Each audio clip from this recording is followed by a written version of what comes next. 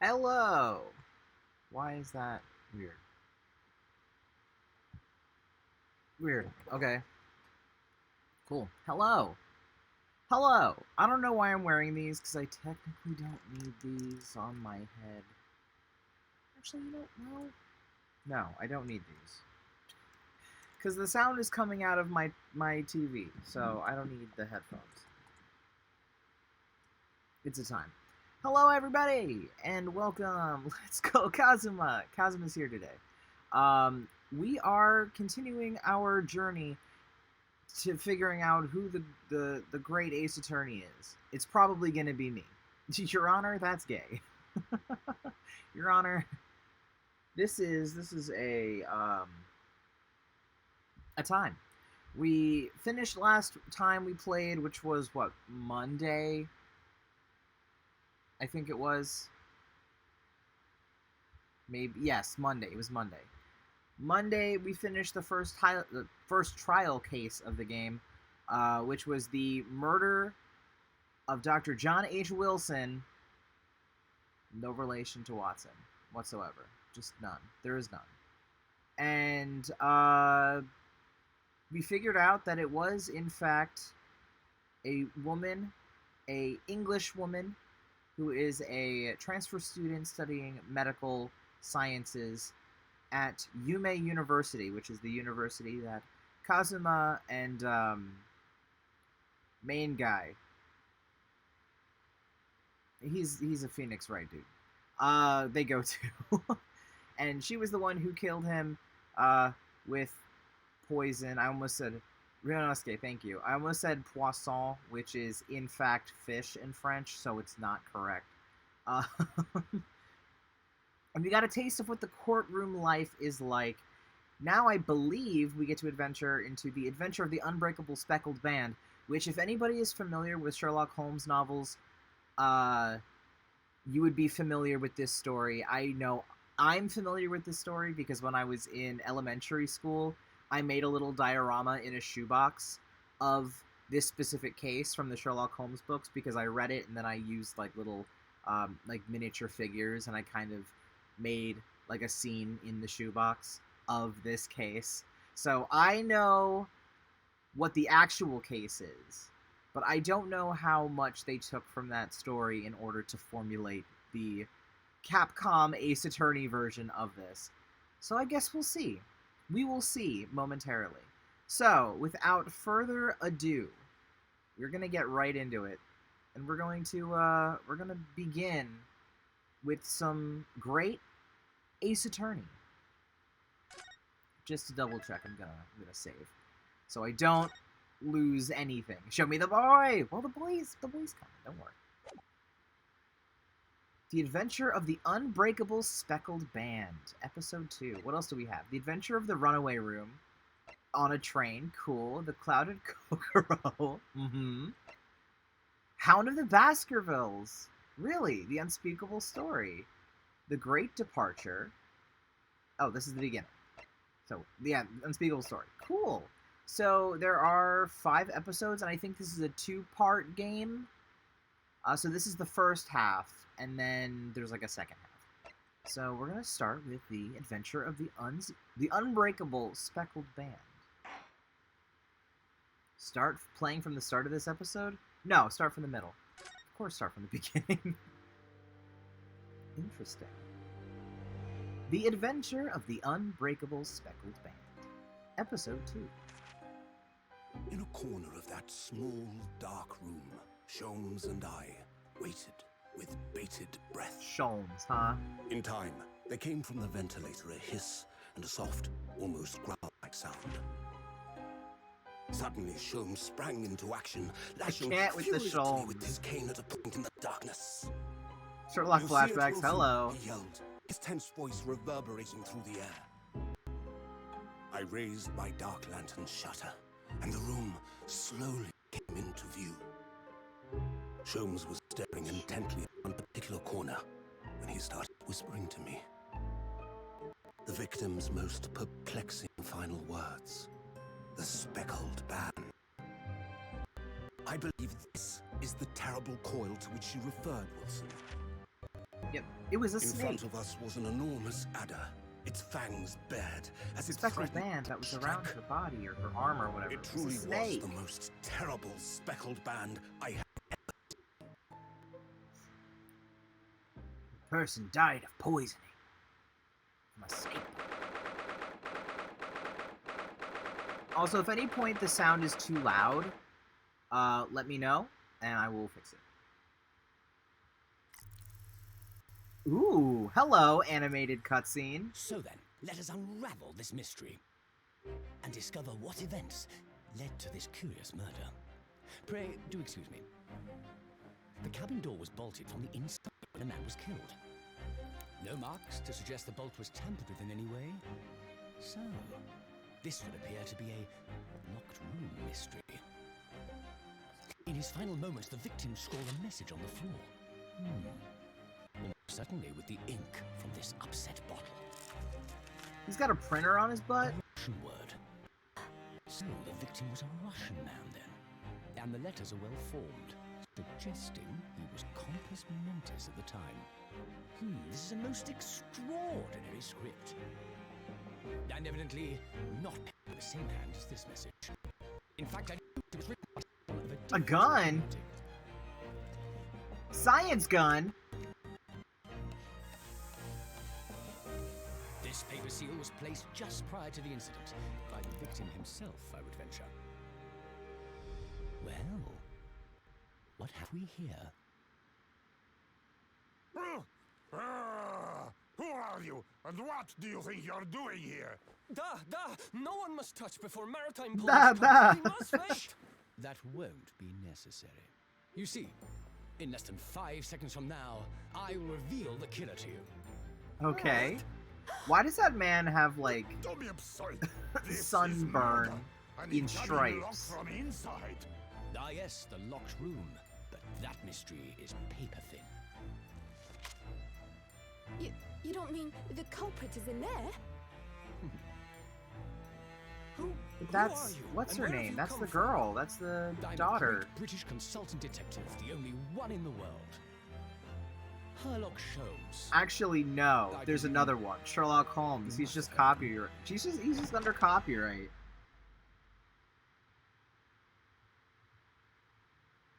All right. All right, Herlock. All right, Sholmes. Ooh, who is this? My head is throbbing. What's going on? Something's not right here. There's trouble in the air. Who are we? Who is this? Who are we? Oh, it is Ryunosuke. Wait, I can't move. Whoa, hold on a minute. What the? Why am I in handcuffs? I don't know, dude. You tell me. So you wake up now. Oh, it's you. We had to drag you out of the wardrobe. That is what he's gonna sound like. I do not believe how you could not wake up. You are true, cold-blooded man. You. Haha. You found me then. Da, we found you. And now you pay. Criminal. Jesus Christ. How long are you hiding in that tiny wardrobe, sorry? Now you have been found. It is time to admit your crimes. Unless you want to find out how cold the ocean is. No, I'll tell you everything. There's only one thing I'd like to know from you. Isn't that? It's you! Why did you do it? Why did you take his... Me again? I didn't do anything! Mr. Sato! Wait. What did you just say? Take his life?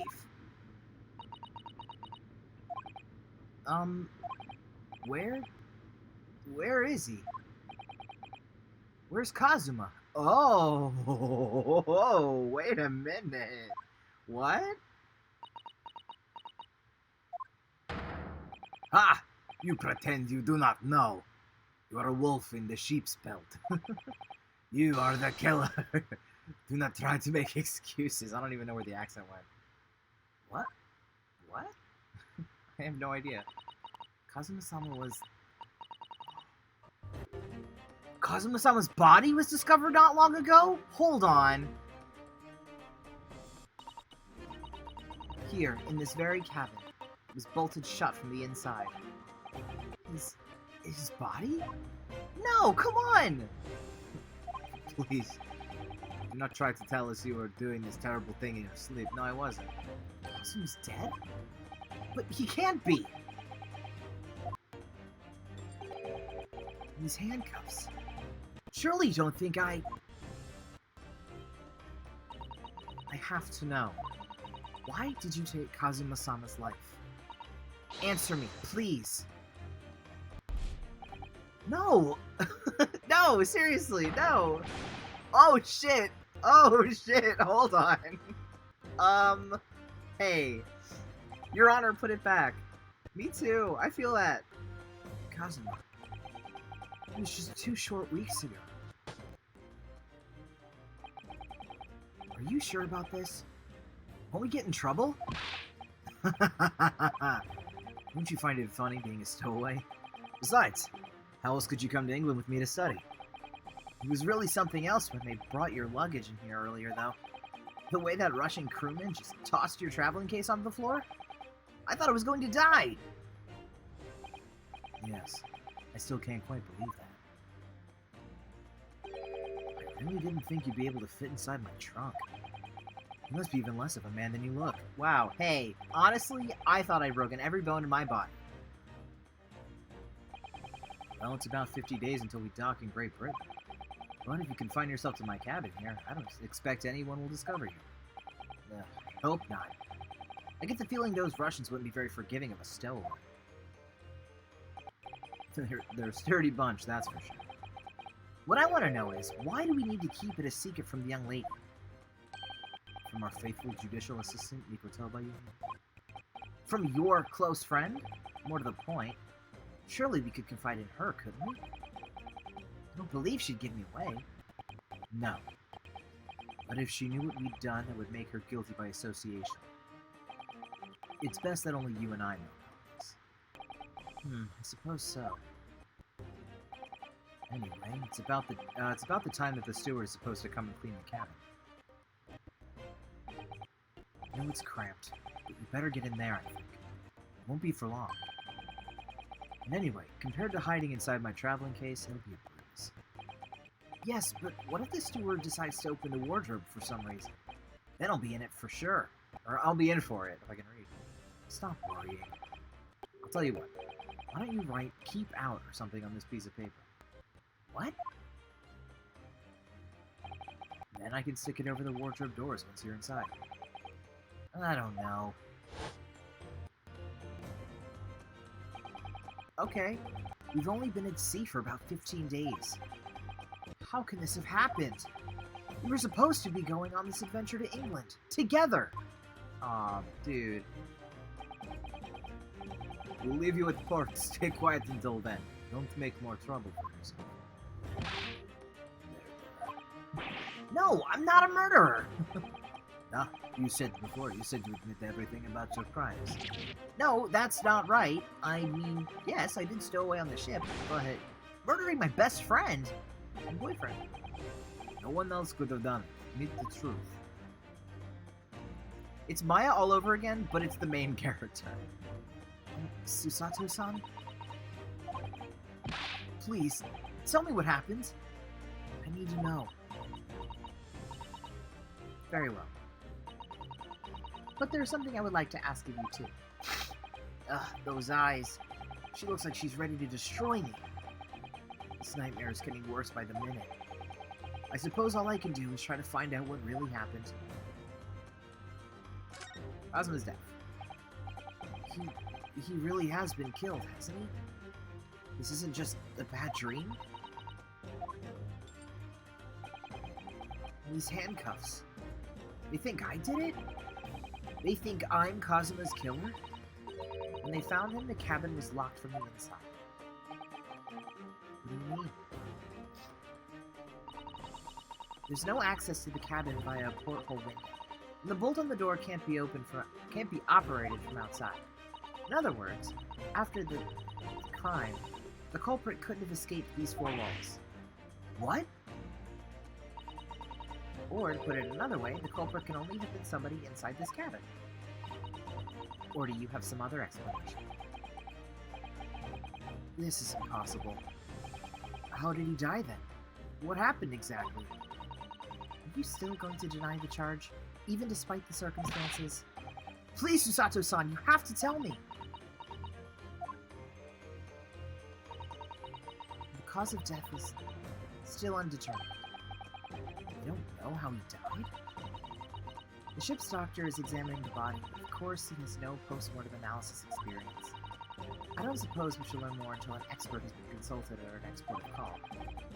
So, presumably that means no obvious external signs of injury then? It's true, yes. Another poisoning, maybe?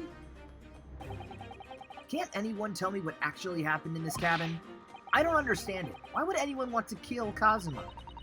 Presumably that's something you know the answer to better than anyone else. Please! Whatever you say, you were here in the cabin after all. Well, yes, I was, but... He would always wait before dawn and do his training first thing in the morning.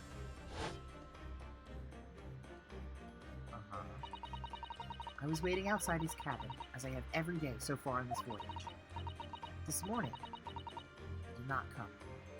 I could sense that he would. Does that mean he was already dead when Susato-san arrived at his cabin door? I wonder. I knocked.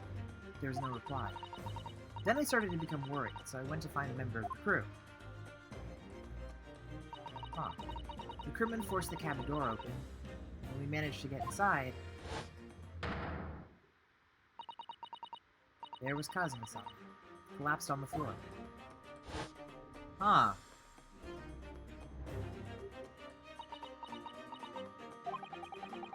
The white tape there now shows exactly where he was found, I suppose. I had no idea anything had happened. I must have been asleep in the wardrobe somehow. I wish it wasn't the case, but that's just very hard to believe. This is all very hard for me to believe, too. Trust me. Now I've told you everything that I know. So it's my turn to ask you a question. Yes, alright. My head feels so heavy. It's still throbbing like anything.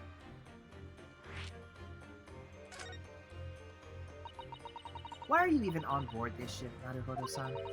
You said something before about being a stowaway, didn't you? Oh, yes, I'm afraid that's true. It's 2 weeks since we left Japan now. I've been shut up in this cabin the entire time. No idea. But how could you have occupied Kazuma-sama's cabin for so long without him noticing? No! That would have been impossible, obviously. Yes, of course. Kazuma invited me. He wanted us to go to England together. He actually asked you? But why? I'm afraid I don't really know the reason myself. I don't understand. Kazuma, why do you want this? What's the real reason? Why go to such extreme lengths to smuggle me to England with you?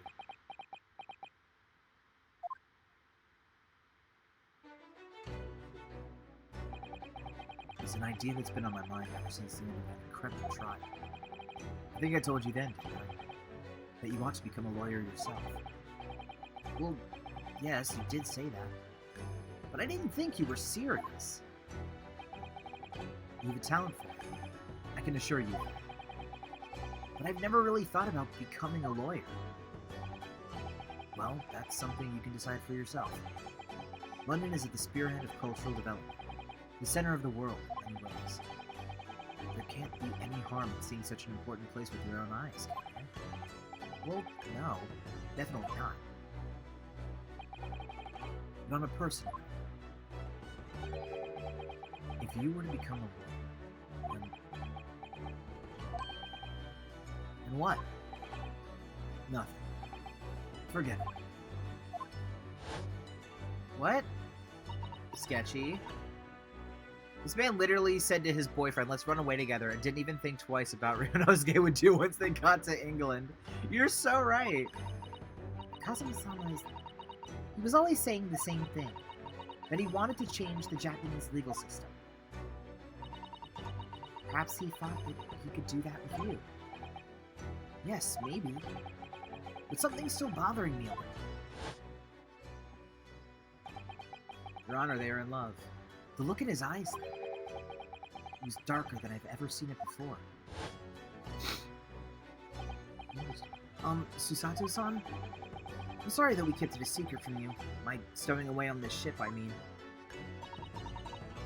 If I know Kazuma-san, I expect he was trying to protect me, to avoid me becoming guilty by association. That's exactly right, yes. Word perfect, in fact. If you're not the culprit, then tell me.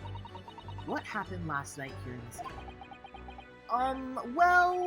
The thing is... we can't actually, TOS and all that. No, I don't really remember. Kazuma brought me something to eat just like he always did. Then I got myself into that wardrobe over there. After that, I fell asleep. Yes. So deeply that you didn't even stir when Kazuma-sama was killed? Yes. I know it sounds unbelievable. Really, I do, but it's the truth. If only I'd woken up, then perhaps I wouldn't be in this predicament. For some reason, my head's still throbbing like anything. Really?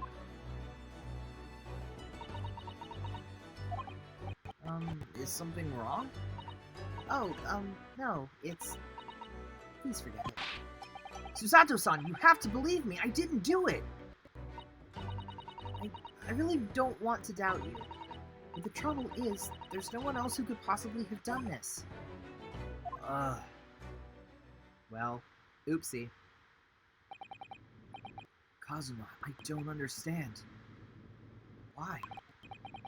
Why did this have to happen? I can't take this.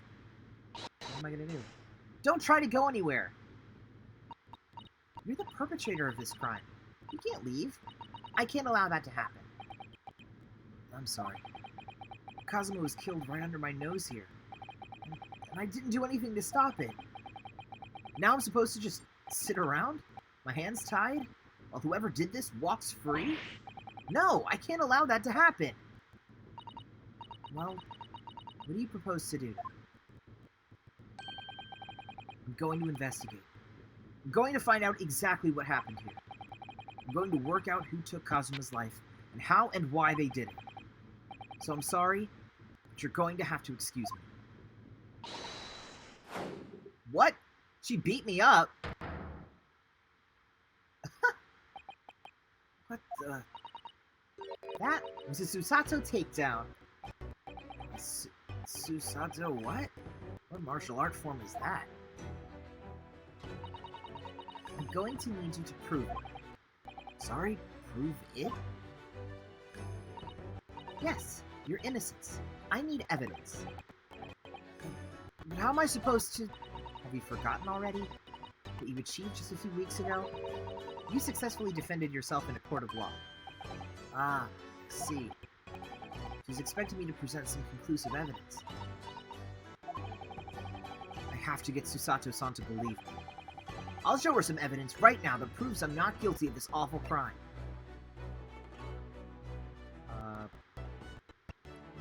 Here's my university collar pin that I'm a student at the Imperial University. No, I'm just kidding. Yes!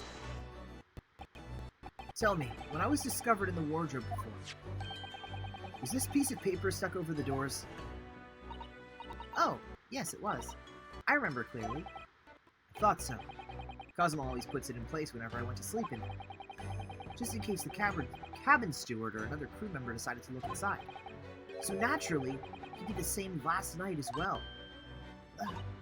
Yes, of course. The gentleman who discovered you peeled that sign from the wardrobe doors before he opened them. But if I were truly the culprit, I couldn't have climbed back inside the wardrobe and stuck this on the outside of the doors on my own.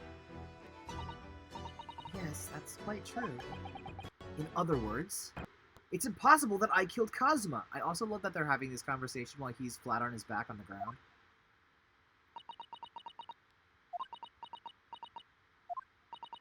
Well, even if you are sprawled hopelessly on the floor, I can see why Kazuma-sama thought so highly of you. Thank you, Susato-san. Now, do you think perhaps you could help me out? I kind of love her. She's fun. Well, in the light of that evidence, I don't see any reason why I should stop you from investigating here. In here, at least. Thank you. So you finally believe me? I'm sorry, no. What? I'm not sure yet. I can't rule out the possibility that you use some sort of conjuring trick to put the sign back in position. What does she think I am, a magician?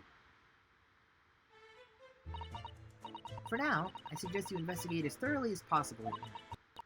I'll do the same. Alright, let's get to work, Susato-san. Please don't misunderstand me. I still have my doubts. Oh. I shall be watching you, to make sure you do nothing that might disturb the crime scene. I wouldn't want you using your conjuring tricks to destroy evidence, for example. Right. Well, anyway, I should make a start on investigating in here. Examine everything I can. Kazuma, I swear, I will avenge your death. So let's examine. That man is still here. Amazing. Let's start all the way over here to start picking things apart. Start with the bed. It's some 2 weeks since we set sail from Japan. Have you really been living in that wardrobe the entire time, Naruhodo-san? I think living isn't quite the right description. Oh, no, I suppose not. Although it must have been rather exciting, making this voyage in your own secret hideout. The trouble was, I never knew when a member of the crew might come in. So, yes, I did basically have to live in the wardrobe. And last night was no exception. But because of that, you had no idea what was happening out here in the cabin. No, sadly not.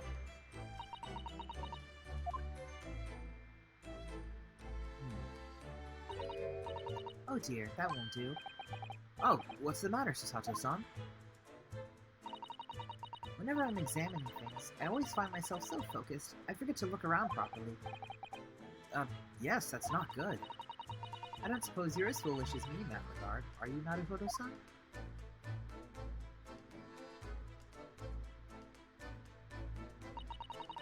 I'm sure you're careful to look all around using these buttons that I just used. Now, let's investigate all corners of this cabin. Yes, let's do that! I suppose my field of vision has been rather small until now. Okay, so back over here. Check. What's this? The wall? This is... Yes, it's a bell cord contraption, I think. What do you mean, contraption? I read about it in a book I was studying that talked about life in Great Britain. Large households often have bell cords like this, which you can pull to ring a bell to summon servants. Really? That sounds almost magical. Hello, Nessa! Murder happened already. Kazuma died, I'm sorry. Kazuma just got killed. And we're being blamed for it again.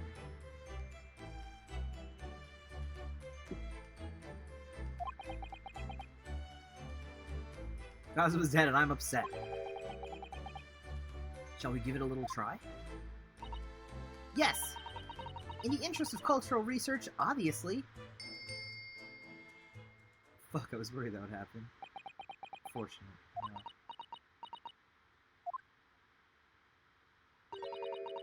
I suppose nobody comes for lowly Japanese people. No, I'm sure it's just that everyone is busy, that's all. They were too gay to live. That's unfortunate. I think that's some kind of opening for a ventilator. A hole through which fresh air can circulate into the cabin. Isn't that a little odd? What do you mean? Well, this ventilator, if that's what it is, looks like it must connect to the next door cabin. Yes, it would appear to. You're right. Okay, so what I'm noticing here is this is the exact same setup as the Speckled Band.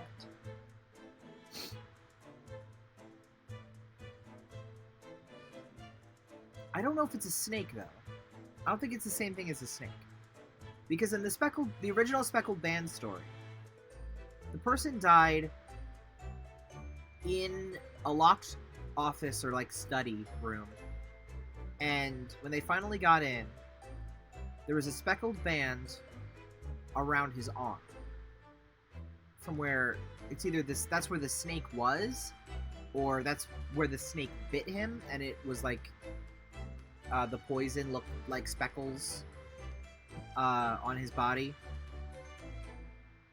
But they didn't find anything on Kazuma that was like any kind of wound or like exterior trauma. So interesting. Let's see. But if its purpose is to allow fresh air into the room, surely it should be connected to the outside. It's true. Perhaps it's so that rain and spray don't find their way in when the seas are rough, or something like that? I suppose. Maybe that's it. Interesting. Okay, desk. This is where dear Kazuma-sama would have sat whenever he was writing. London Diary. Poor Kazuma. He didn't even make it to his destination. It looks as though the last entry is incomplete. Which means... What? He was in the middle of writing it when the accident happened. Let's see what it says. It could be a valuable clue. Why'd you hit me again? That's out of the question. What? Kazuma-sama may have departed this world, but you must not read his private thoughts. But what if it's something important? Something relevant to the case? Alright, I won't read it. But Jason wants to read it. Poor Kazuma-sama. I don't like prying into people's personal matters either. But in this case, isn't the need for clues more important?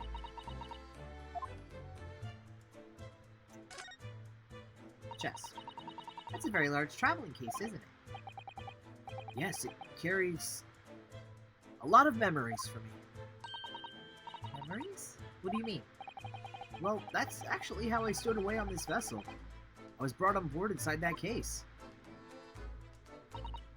Ah, yes. I see. It says this way up. Japanese. Which, in hindsight, I should have realized the foreign crewmen wouldn't be able to read. I was turned over and over and over, and then I was tossed onto the floor in here.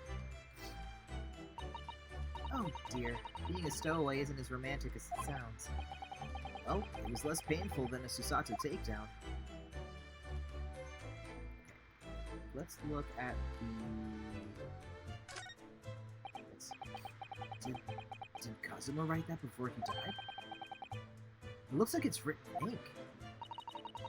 He must have knocked the ink pot from the desk when he collapsed on the floor. Then, I suppose he wrote this message by dipping his finger in the spillage. Poor Kazuma-sama. No doubt he was in terrible pain. It's almost unbearable to imagine. I suppose he was trying to leave some kind of clue in his final moments. See? I'm sorry, Papa. But I can't read your writing. Speak Russian. I don't think that's Japanese, that son. What? Then what language is it? It pains me to admit it, but I don't know. Do you think the boyfriend will haunt us like Mia? What if Kazuma haunted us like Mia? Oh my god, is Susato going to get samurai abs? And a sword? Come on. It's not a foreign script I'm familiar with. What does it mean, I wonder?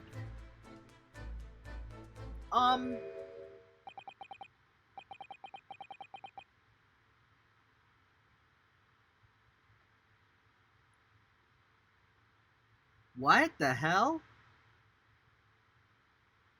Who's that? He wasn't there a minute ago. As far as I can tell, it looks like he might be European. Oh, how did he... You've noticed the man too, haven't you? I have no idea who he is or how he got in here, but he looks suspicious. And tall. Suspiciously tall. Naruhodo-san, don't tell me. Do you really not know who that is? Well, no. I don't have any foreign friends or acquaintances at all. He doesn't look like a member of the crew. There's something very unusual about him. And is he investigating Kazuma's desk, or is he just playing on it? I can't tell. Well, in that case, we simply must talk with him. Am I just imagining it, or does Susato-san look almost uncontrollably excited? By the way, I expect that you've noticed already, but just in case. If you press A on people when they're in the crosshairs, you can converse with them. Alright then, I'll get that suspiciously tall gentleman in my sights and see what he has to say for himself. Oh, please do. Actually, I would like to continue investigating. I want to investigate everything before I talk to him. What do you think this is? It looks like a broken piece of glassware. Whatever the thing was, it appears to have broken clean in two. The glass is such a beautiful color. It looks like a cute little Netsuke fastener from a kimono outfit. I'm not sure that sounds like Kazuo. He wouldn't have secretly carried a cute little trinket like this around with him, would he? The mark beside it. What is it, I wonder? It is a sort of brick-like hue. Yes, you're right. It is the color of brick, isn't it? Even though I don't see any of the same color anywhere else in the cabin. This... The books have fallen over on the shelf. Look! They've all toppled the same way. And what's this? A statue of some god of the sea? Although he's fallen over as well. Pick him up. Disrespect. Yes, it's almost as though the whole shelf has been ransacked. And everything mown down at once. I wonder if... Perhaps it was Kazuma-sama doing his morning sword training, do you think? I seriously doubt it. And perhaps... It was you, Naruhodo-san, in a fit of rage. I wouldn't have bothered leaving the wardrobe just to mess up a few books and a statue. Could the way these things have been thrown about have anything to do with the case, I wonder? Well, I'll just set everything straight again. I don't like to see it mess.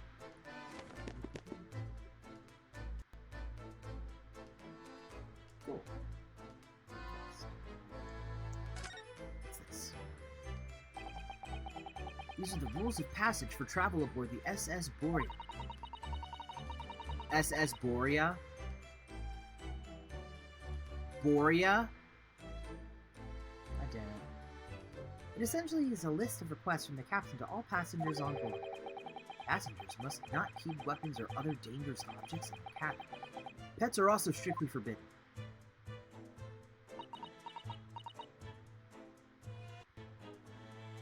Well, he was reading it. He wasn't reading it with a Russian accent. What? Why are you staring at me? Oh, sorry. I was just thinking. Are you more of a dangerous object or a pet? I can't decide.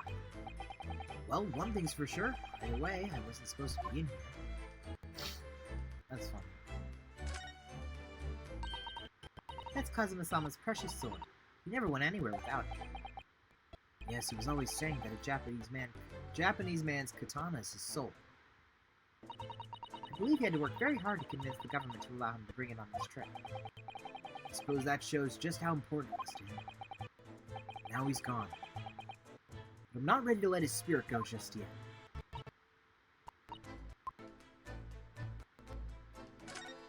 What's this? It's my dinner from last night. Roast chicken. It's really tasty. Yes, it was very delicious, wasn't it?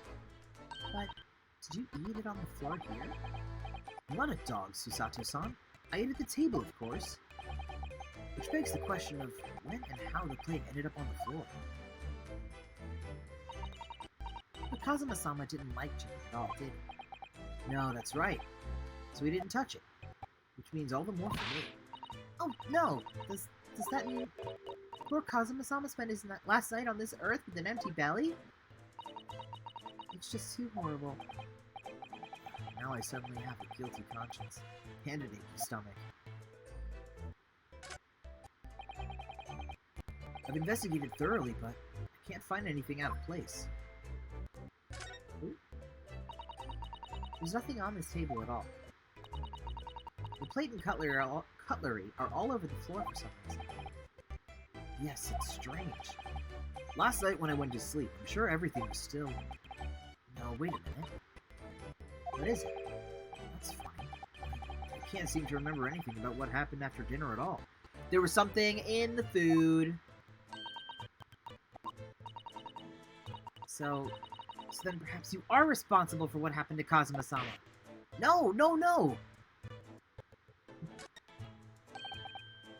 Say, the Japanese word for justice. Brushstrokes are straight and true, just like Kazuma. Yes, his calligraphy always was a reflection of his heart. Yet can you really look at those characters without feeling shame? Knowing who drew them so thoughtfully?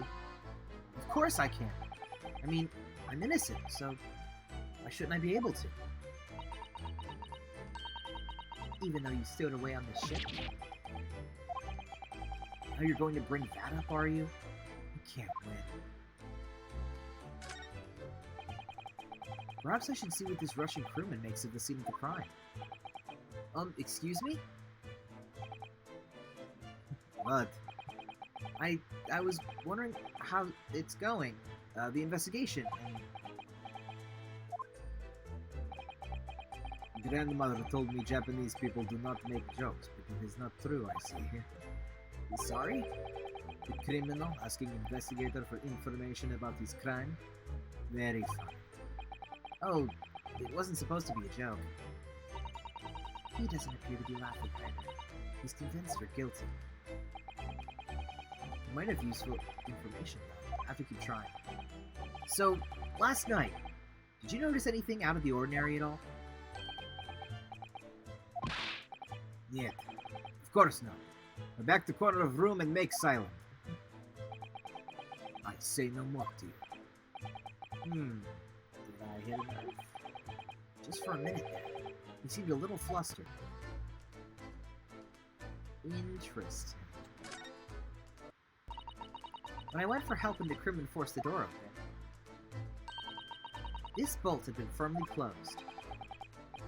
It's quite a small bolt and not particularly sturdy. And it just slides across to secure the door shut?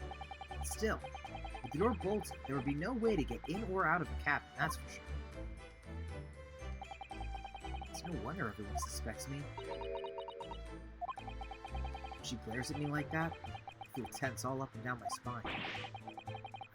I remember reading once in a detective novel. The culprit used a needle and a thread to draw the bolt across from the outside of the room in a situation like this. Yes, that's a clever trick, isn't it? I'm an avid reader of detective stories myself. But the door of this cabin and its frame are made of metal, and they seal together perfectly. There would be no possibility of using that needle and thread trick here, I'm afraid.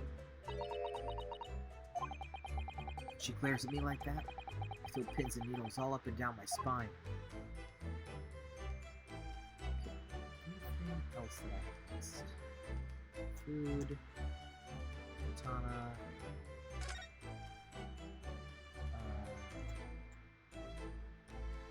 Nothing else. So let's look at him. Excuse me? Excuse me? Do you have a moment? Shh! This is a critical point in my investigation.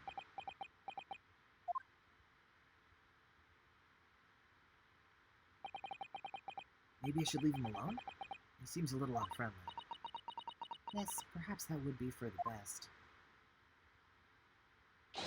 Oh shit, he's in my face! Hold on. I was like, Creepo? Weird. What exactly were you doing on Kazuma's desk just now?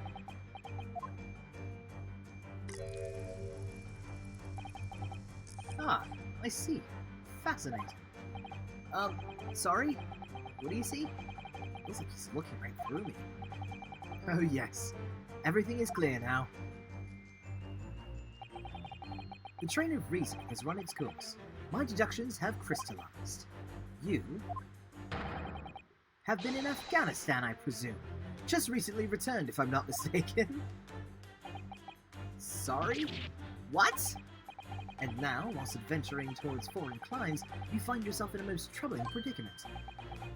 Oh, well, that's true at least. But how? How the deuce did I know that, perhaps? It was really a most elementary deduction. Hardly worth explaining. Have you perhaps managed to deduce anything else? But of course, a great many things. There's no mystery about it. For example, you have fled your native land of Russia, being, as you are, a merciless revolutionary. You leave 16 victims of assassination in your wake, and now travel to England to blow up the Crystal Tower. And when the beribboned occupant of this very cabin discovered your identity, you ended his life too.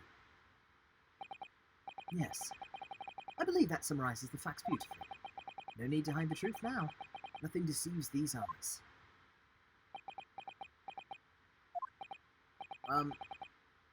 Just to be clear, you are talking about me, aren't you? Certainly I am. Do you see another in this cabin who fits the bill? A Russian assassin with 16 victims to his name? I don't even see one person who fits the bill. So it's true. It was you who did all this to Kazuma-sama. What? And you're plotting a revolution too? It's shameful behavior now, Kazuma-san. Absolutely wicked. No, listen, there's no way I... God damn it. God damn it. Oh, I love this. Now explain yourself. Tell me everything. This is ridiculous.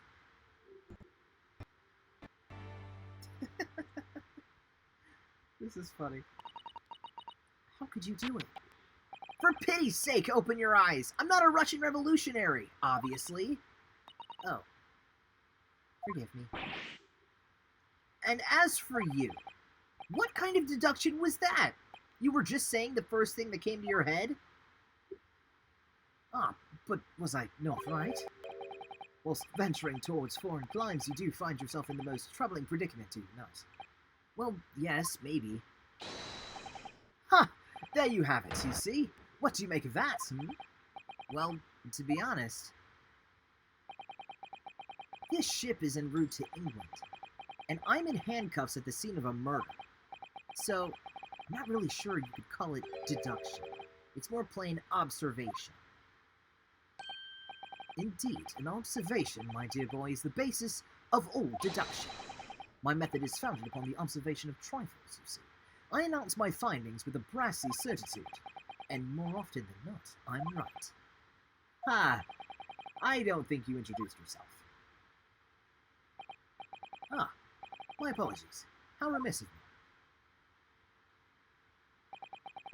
I am none other than the greatest detective of the century, known to men and women the world over. The inimitable, goddammit, Sherlock Holmes.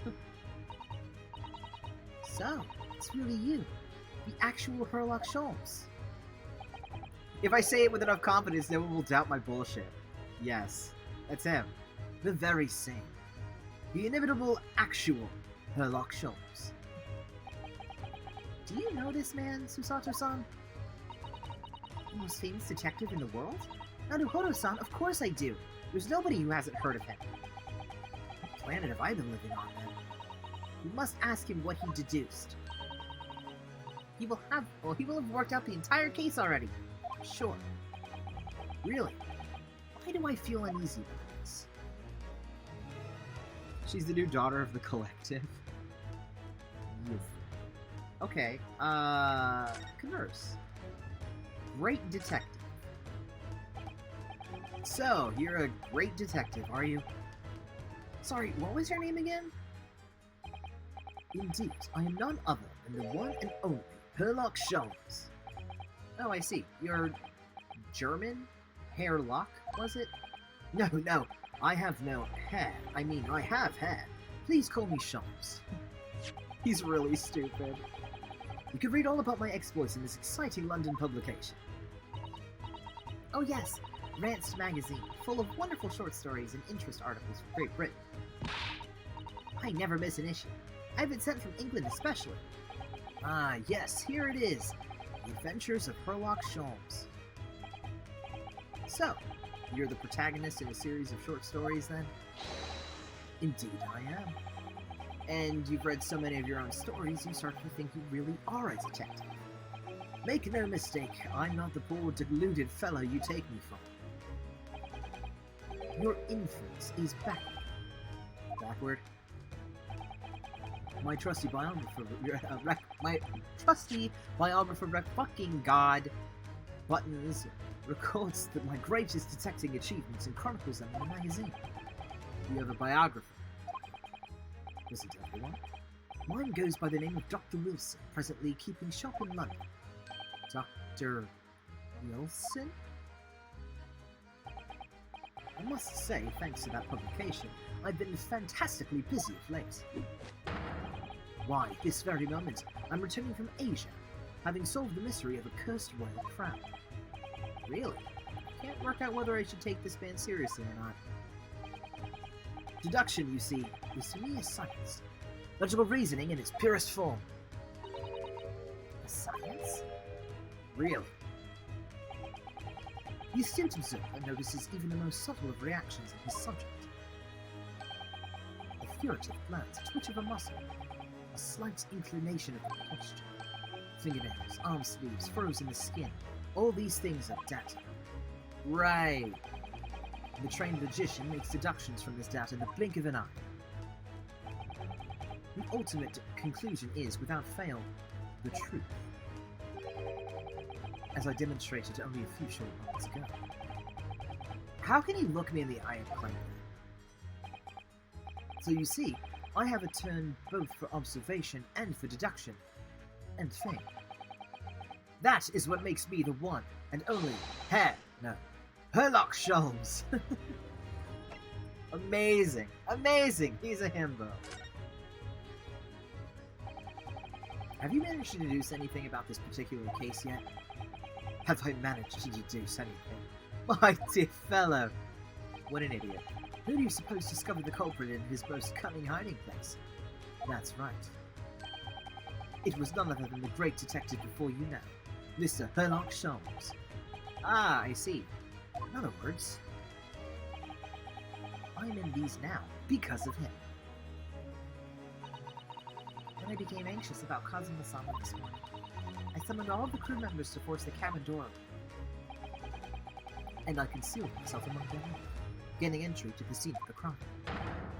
Yes, luckily for everyone, the great detective, Sherlock Holmes, was on board, and he illegally entered a crime scene. And the handcuffs seem to be an excellent fit, Mr. Larock. Ah! The very moment I laid eyes on the scene, two facts were immediately apparent to me. Oh really? Two facts, you say? Two facts. Mr. Holmes, tell us please, what two facts were apparent to you when you came into this cabin this morning? Ah yes. But first, let us be precise. The two facts in question were immediately apparent to me. Yes, I understand, but what were they? Allow me to elucidate. I can't fucking read. The two facts that I deduced from a mere momentary glance at the scene of the crime were as follows. Number one, the cabin was locked from within, rendering escape of the culprit out of the question. Number two, the victim was Russian and killed following a dispute with an acquaintance. Hold on, Mr. Holmes, what made you think the victim was Russian? Observe the dying message left by the victim on the field. That is the Russian word for order. Do you really think Kazuma-sama could have left a dying message in Russian? In their final moments, many find their native tongue filling their head. For this young man, Russian. Kazuma was Russian, was he? Ooh, bless me. Bless me again. Initially, I considered Garden Rock may be the name of a killer. A certain Robert Guard, perhaps. But in the interest of thoroughness, I decided it would be wrong not to look inside the wardrobe there at least. Where you found Mr. Naruhodo sleeping soundly. Quite so. I found him, the renowned Russian revolutionary killer. Why is it that I'm Russian too? Is everyone Russian? Is there any other Russians I should know about? I observed that you were wearing the same attire as the victim. In other words, you were acquainted. And if my memory serves, that outfit is the traditional dress of the Russian people. Our school uniforms are the traditional dress of the Russian people? I had no idea. And I had no idea a detective could get something so wrong. I took a photograph of the victim and the message, that I might analyze it for possible hidden details. Okay.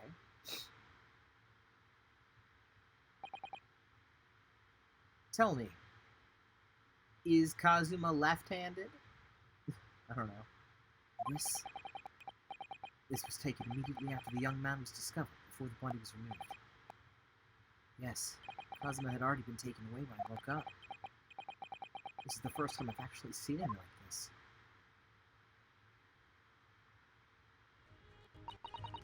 Are you alright, Mr. Naruhodo?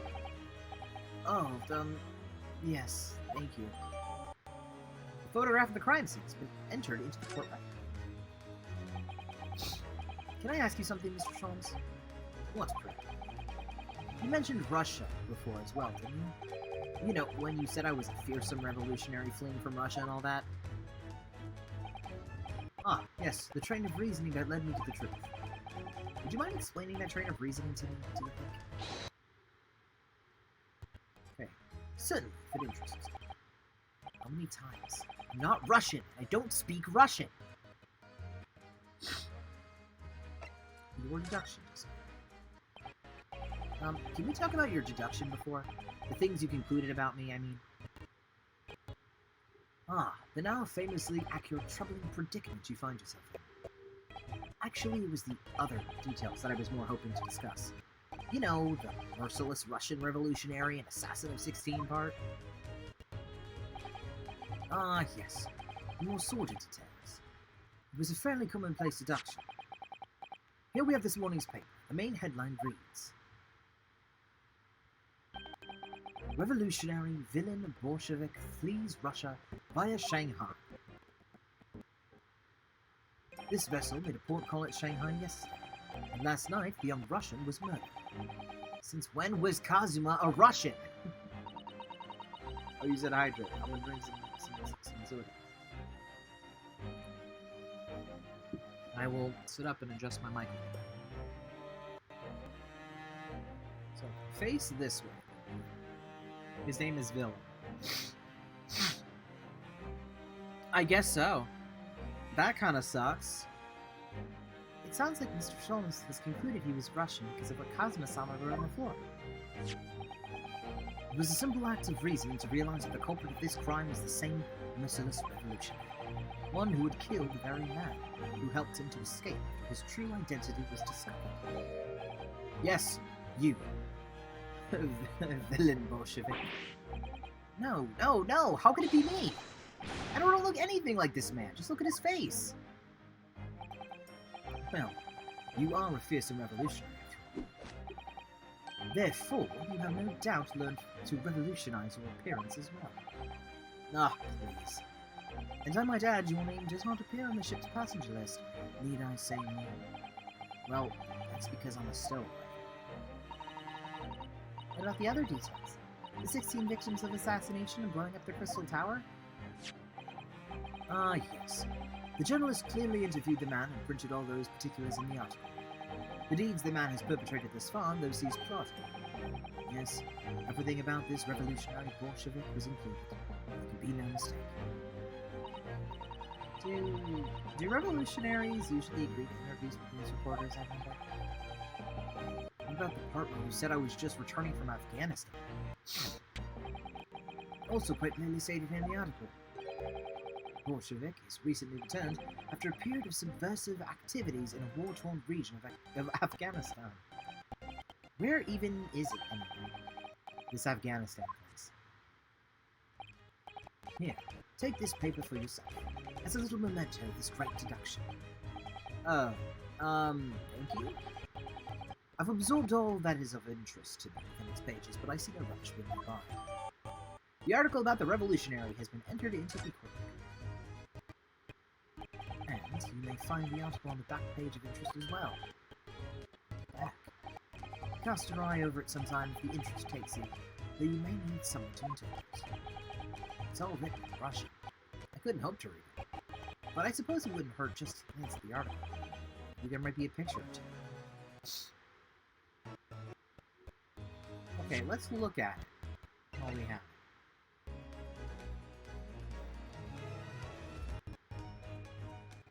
Oh, who's this? This is interesting. Have you found something relevant on those? Well, no, I mean, it looks like it might be interesting. I can't read a single word, I'm afraid. Nor can I. Look at this picture. Perhaps it's about a beautiful young Russian princess, do you think? She is very pretty, isn't she? I suppose you enjoy articles like this, do you? Max described Schultz as a bimbo. I think they were right. Yes. I don't know. Can't make any sense of it. Ah, I'm glad you've noticed this article. Ah! Allow me to give you a short summary of its contents. Oh, thank you. Pops up everywhere, this Mr. Sholmes. It's about the disappearance of a young lady last night. Renowned prima ballerina of the Novovich Ballet disappears from Shanghai. During a performance in Shanghai, the famous dancer was reported missing. She is, of course, the talented, young Nikolina Pavlova. Their Russian name's so hard to remember. It would appear the woman was in costume when she was found to be missing from her dressing room, wearing the diamond tiara you see pictured, which is worth some 20,000 rubles. Oh, how much is 20,000 rubles? I have no idea, but I'm quite sure. It must be an unbelievable sum of money. Susato-san's eyes are shining like diamonds themselves. The tiara is the property of the Novovich Ballet. It would seem the director is beside herself with worry. Yes, I'm not surprised. The company is most anxious to recover both Miss Pavlova and the fabulous tiara, the valuable tiara. They've requested international assistance at all ports with sailing to Great Britain. Could this be another case of a Russian fleeing his or her country? It does seem to be the Russian thing to do. I'm not even going to dignify that with a response, Mr. Madonna. Okay, the ballerina article's been added to the court record.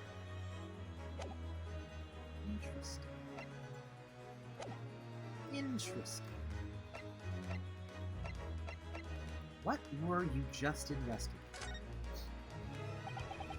Before we started talking, you were examining Kazuma's desk. Examining? Did I say examining? What the fuck? Kazuma. Ah, yes, the victim. Did you notice anything useful? Anything at all? Observe for a moment the desktop of the victim. We see that the victim was engaged in penning some text. London diary. Kazuma was keeping notes on the journal.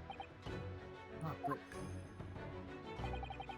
I don't think you should read his private writings. It could upset people. Tragic. And something you want to perhaps elucidate before the act of reading. You mean you've read it already? It is my business to know that other people do not. Yes, believe it or not, I know a smattering of Japanese. Oh, I see. Oh, you're about to know what a Susato takedown is. Susato-san, aren't you going to throw the detective with one of your trademark takedowns? I'm sorry, Naruto-san. What on earth do you mean? Life is so unfair. Anyway, to return to the matter at hand, namely this diary belonging to the victim. It would appear the final sentence is incomplete, as if the author were cut short. Tell me, what is the nature of the writing? Pray it be precise as to details. Oh, but I thought you knew Japanese. A smattering, dear boy, smattering.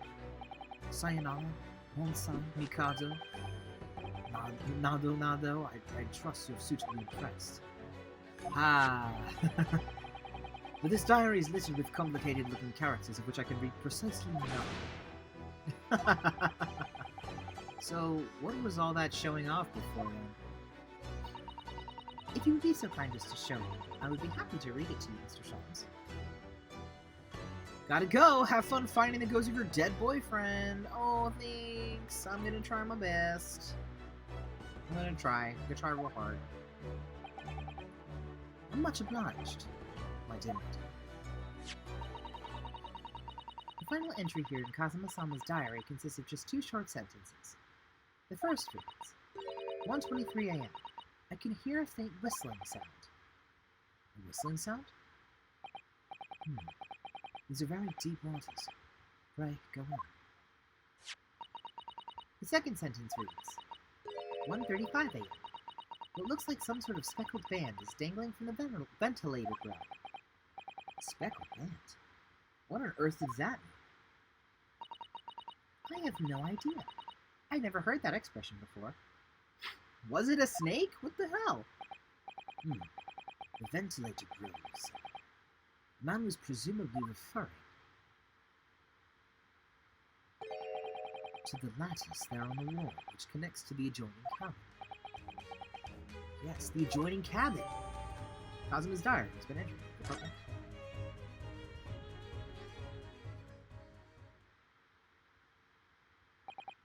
So, I believe I have given you enough to consider for the time being, at least. So you have somewhere to go? As it happens, the victim's writings in his diary have piqued my interest. The matter warrants further investigation, I believe, and if I'm still too long, the seasickness takes hold. Oh, I suppose. I suppose you're thinking of investigating the cabin next door, which the ventilator connects to. Great detectives are a curious breed. Our minds rebel at stagnation. We crave mental exaltation. So yes, I intend to investigate. Hence the truth will become clear soon enough.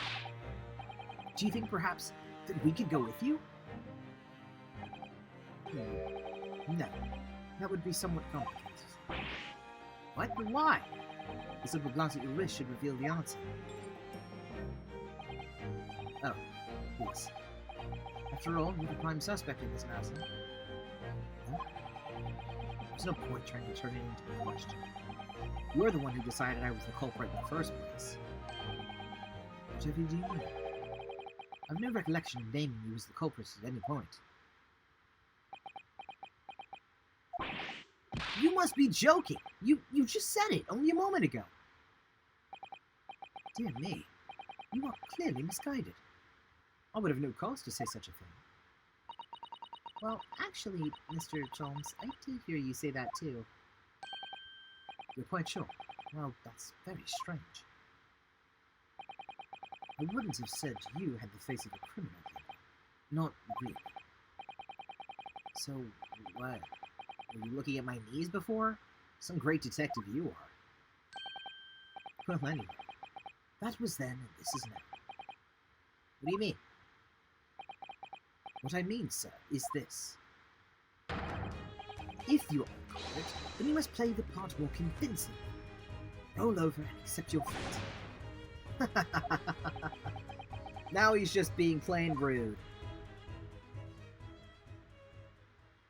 He's so ridiculous. And off he goes, having just laughed in my face. His sense of humor is as twisted as his name. Naruhodo-san, what are you just standing there for? We must go and investigate the cabin next door as well. Aren't you forgetting something? About these. There's no way I could... Why are you doing this to me? After Kazuma-sama spent his dying moments struggling to leave us a clue, you're willing to give up? You're just going to roll over and accept your fate? Yeah, as if you gave me any choice in the rolling over part. We love him. I think we still have some investigation to finish off in here first, don't we? Let's carry on examining what we can in this cabin while we wait for a chance to slip next door. Good idea. The situation doesn't look good for me, but there are still things I can do to help myself. I owe it to Kazuma to do everything I can to find a way out of this, and bring the real culprit to justice.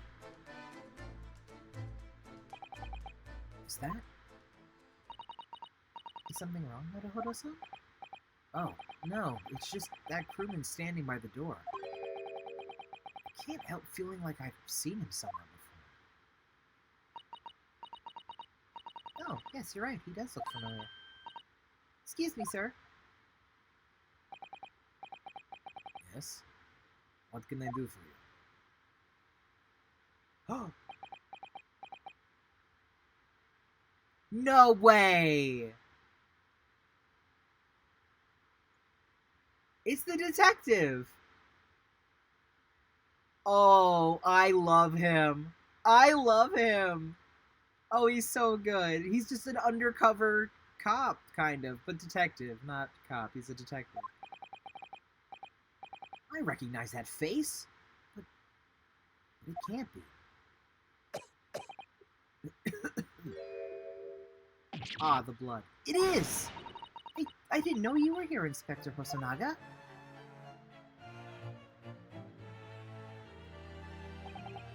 Hello, then.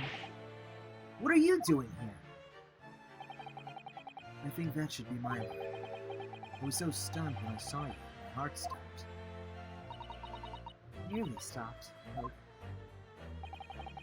I received some special orders to go undercover as a member of the crew, and board this ship. Again? You certainly seem to enjoy undercover work, Inspector. If there's anything I can do to help you, please ask. Never expected to see this man on board, but perhaps his presence can help me out of this hopeless situation.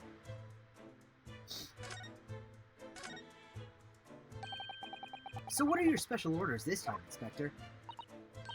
Yes, and why are you dressed as a member of the crew?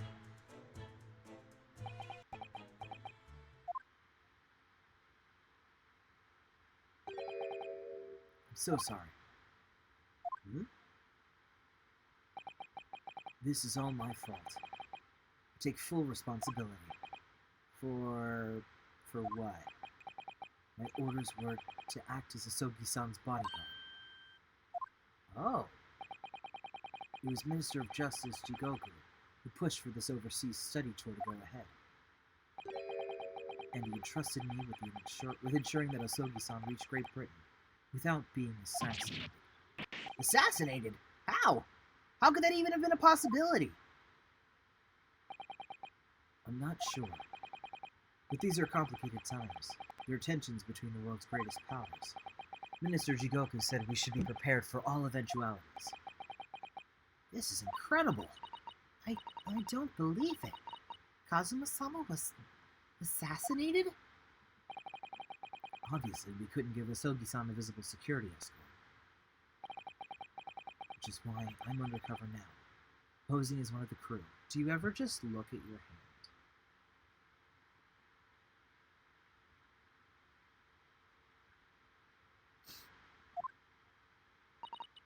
Yep. I see. And I didn't take my eyes off him the entire time we've been on board. From morning until night, every day. I never imagined it would happen here, inside his own cabin. Not here on the first-class deck. I failed miserably at my assignment, and Asogi-san is dead as a result. I'm a disgrace. All I can do is humbly apologize. Inspector. So, if there's anything at all that I can do to help you, just say the word. We're doing what we can to investigate Kazuma's death ourselves. I thought you did. You didn't do it, did you? You're not the player. Of course not. We'd really like to investigate the cabin next door. Yes, so we need to be allowed out of this cabin. Sorry. What? You've been deemed a risk to the ship's safety. If you move to even touch the handle of the cabin door, that stormy-looking seaman would surely snap your neck in two. I suppose, not just a stowaway. We think I'm a murderer as well. Would it be possible to give me something to work with you? I'm going to need something persuasive. What do you mean? If I had a solid reason why the next door cabin should be investigated, for example, I'd do everything I could to persuade the captain to allow it, really. I'd lay my life on it. But I don't see how... There may be a way. What? Really? Think of how you tried to persuade me of your innocence. Presenting me with a piece of evidence that you already had in your possession. Evidence? It's just the same as when you were in court. You must have done it many times during the trial. Simply select the present method. Choose some evidence that Inspector Hosonaga could use. So, evidence that would give us a viable reason to investigate the next door cabin, is it? Alright, yes, I think I might know what we can use. Alright, let's persuade the man.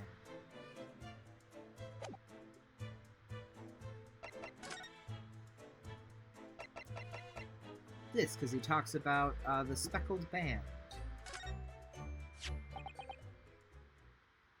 What's that?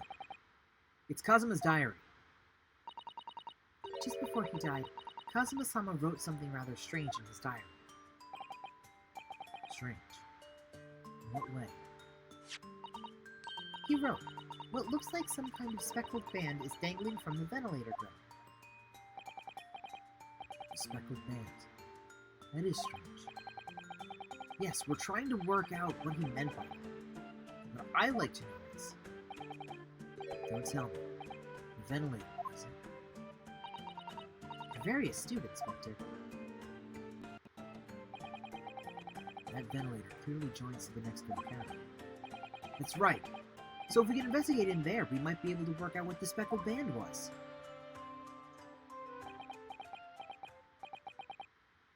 Alright then. I can't leave this cabin at the moment. Why am I tired? I'm stuck here until we arrive at the next port. The captain has given me strict orders to guard the scene of the crime, you see. I'll have to entrust the investigation to you. Really? You're willing to do that? Yes. As long as you don't leave the first-class cabin area. I'm afraid I can't remove those handcuffs, though. But what about the captain? Aren't you going against his direct orders? I'm a man of my word. And I promise you that I'll lay my life on the line if that's what it takes to convince the captain. After all, I failed to keep Asogi-san safe. This is the least I can do. Let's seize the moment then, Nanahodo-san. Just left move for me to leave the cabin at last. Ooh. Alright, let's see what we can find out.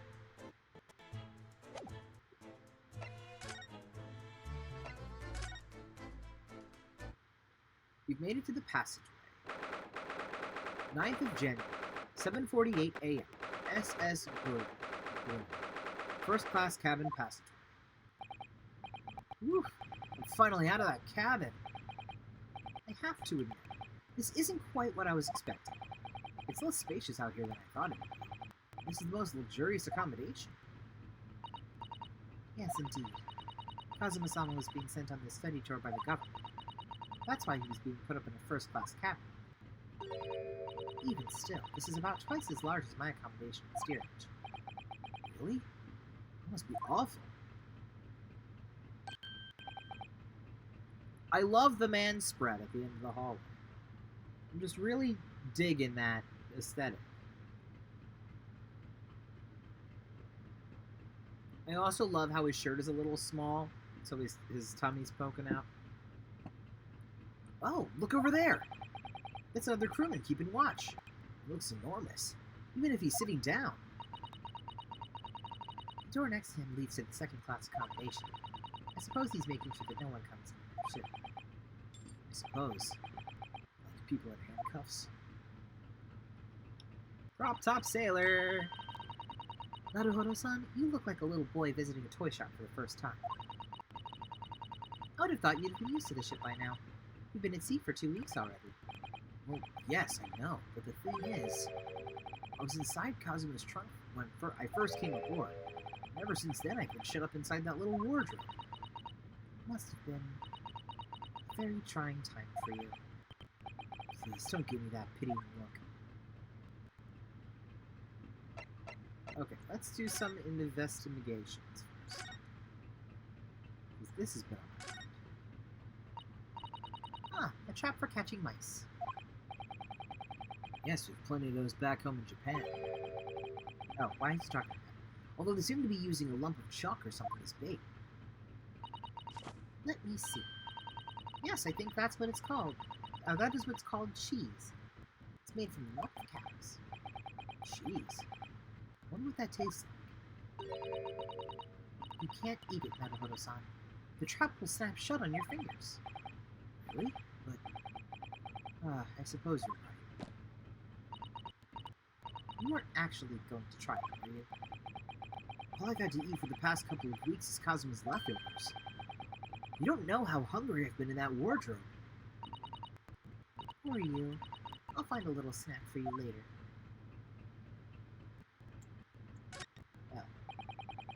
What do you think this is? It's a very pleasing shape, isn't it? That's the emergency light. It's probably best not to touch it. Oh, an alarm. It says press only in times of emergency. It looks as though it sets alarm bells ringing all over the ship. It brings the vessel to a complete stop. Oh, this I have to see. What are you doing, Naruhodo-san? You mustn't touch it. But this is an emergency situation. Just look at these handcuffs. You know full well that's not what the alarm's for. If you were to bring this vessel to a standstill for no good reason, you'd be in an even worse situation. I wish everything would just stop. This ship included. If you have to do something foolish, at least make it something that doesn't affect anyone else.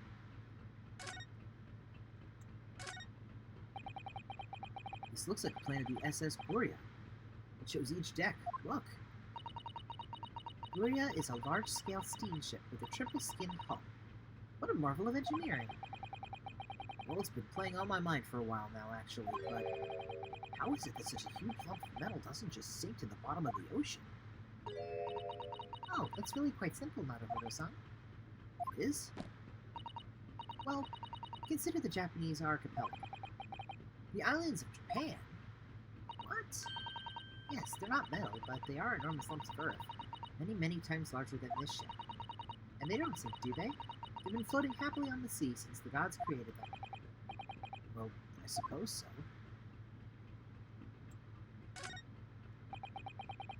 That's a huge book on top of the table there. And there's a pen next to it. Yes, that looks like the ship's log. Shall we have a little look through it? The writing is so neat and precise. Every detail about the voyage has been meticulously recorded. You wouldn't expect a rough and ready sailor to have such pretty handwriting. And nothing? No reaction at all? I thought he might appreciate the compliment. I'm not sure that rough and ready is much of a compliment, Naruhodo-san, even to a sailor. Anyway, last night's log is mostly blank. Presumably that means there was nothing to report.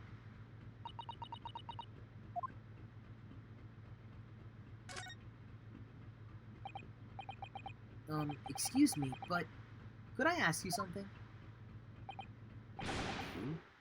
You little stowaway murderer? I lost the accent. That wasn't a good start, was it? Alright, let me try instead. Good day, Mr. Sailor. I'm so sorry to trouble you, but could I perhaps ask something of you? You little third-class lady's maid? Oh. You seem to have caught the sailor on a bad day, Susato-san. I am not the sailor. My mother gave me name.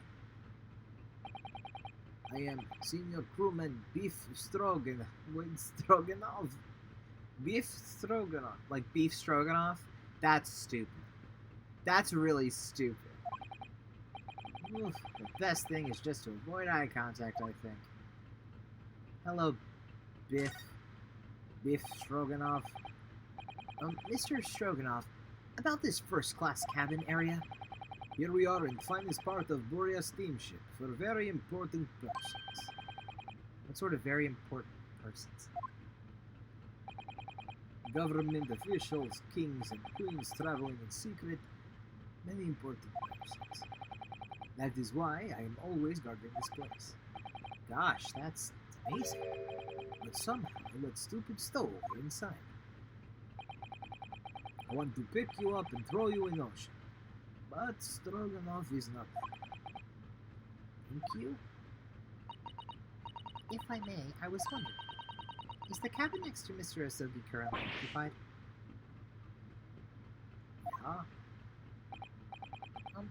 Susato-san, did you understand that? It sounded like da. I think it's probably Russian for this. Or no. Genius. It is not permitted to visit other cabins without invitation. Well, it sounds like there's somebody in an extra cabin at least. Yes. It's tantalizing.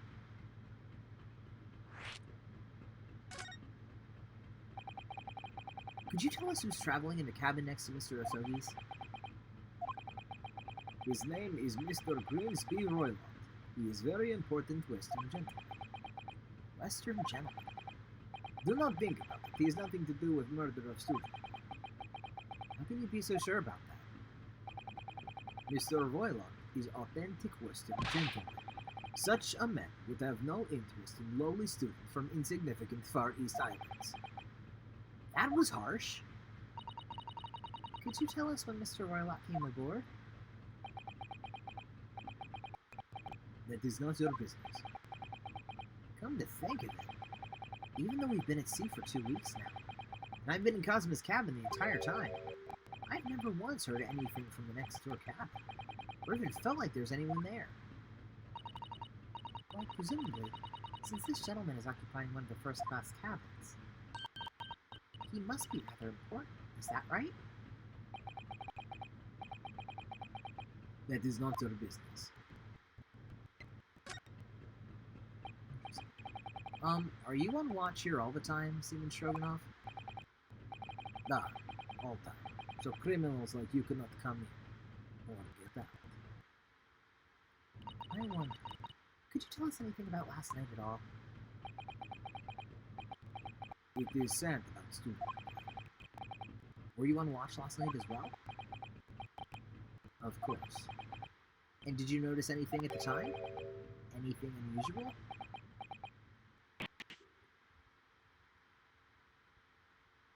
What? Susato-san, did you understand that? It was clearly a no. I saw nothing unusual. Nothing at all.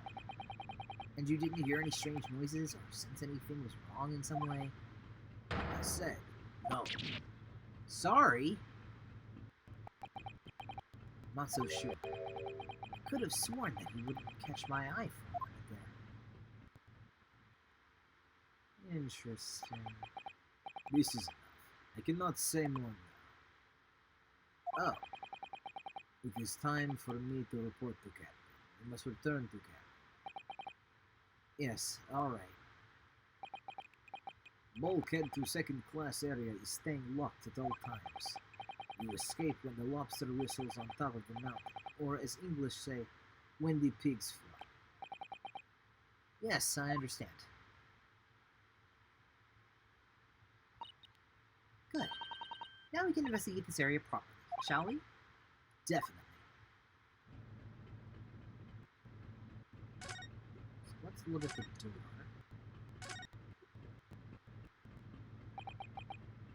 This is it. This is the cabin next to ours. The one the ventilator connects to. Yes, the ventilator from which Cousin Summer wrote that he saw a speckled band emerging. Maybe whatever's in this cabin can help us solve that particular mystery. Let's ask.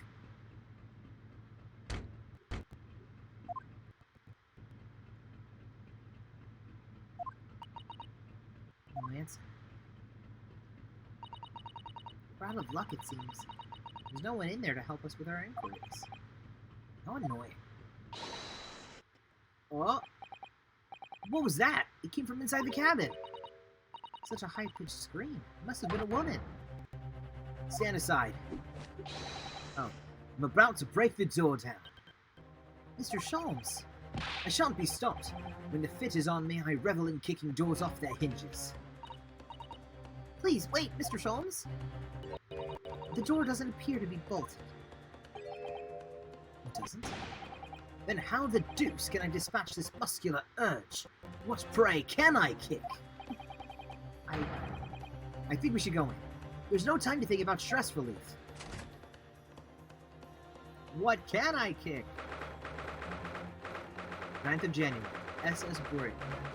First class cabin number 2. Who are you? Western gentleman? This man looks Russian to me. We heard a woman scream.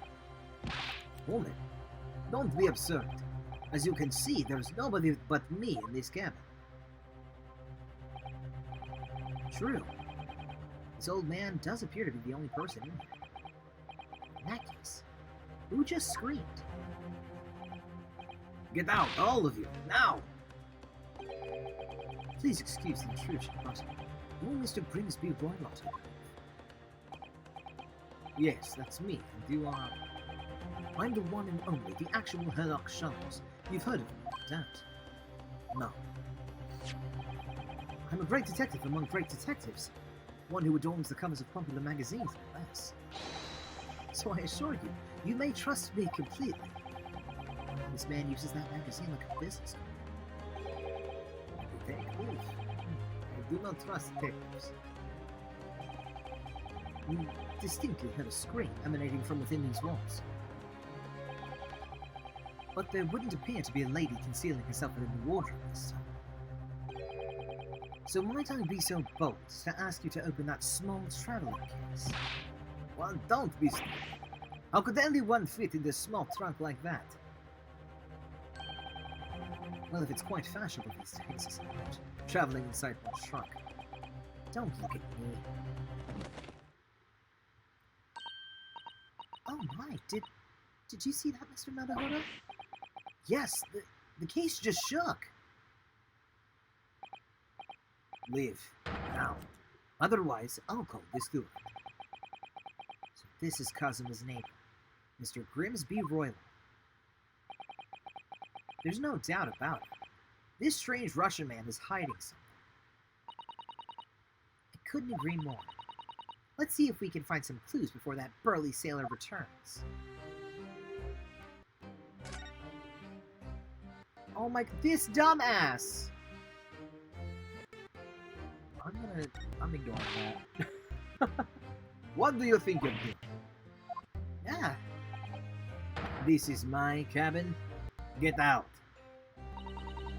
Could we just have a quick look inside your traveling case, perhaps? No. I think we're out of luck. I think you're right. There doesn't appear to be anything more we can do.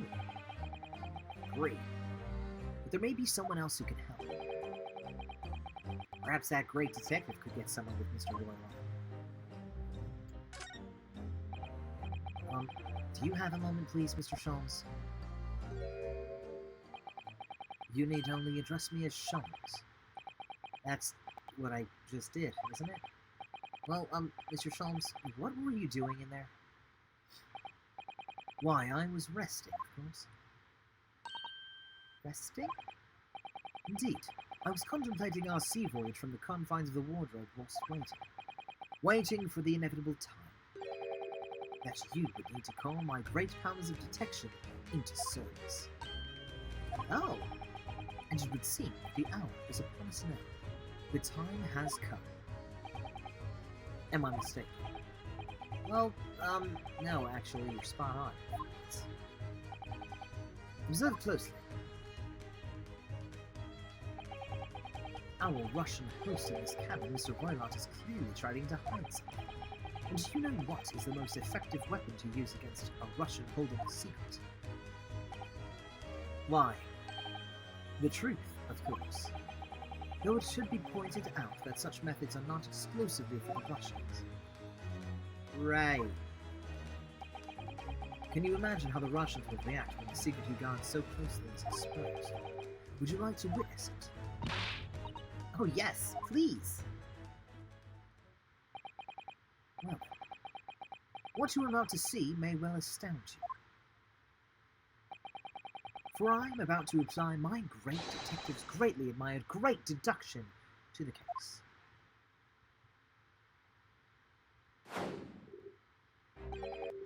Could this man be a more hackneyed portrayal of dubious Russian? What? From time to time it occurs to me. Is the fellow dubious on account of his Russianness, or Russian on account of his dubiousness? I really don't think either of those things should be occurring to you, or anyone. That's right, Mr. Sholmes. I know this man's beard and dark glasses are hard to ignore, especially on first meeting, but I once read, it is a capital mistake to theorize before you have all the evidence. It biases the judgment. Shh, I must have complete silence. What are you doing? Why are you peering at my face like that? Ah, just as I thought. Yes, I have quite made up my mind now. There can be no other explanation that accommodates all the facts. Mr. Roylott, I have reached two incontrovertible conclusions. What do you mean? Number one, your true identity is that of a villain. Using those shears, you were about to end the existence of something most dear. Are you not? Ah.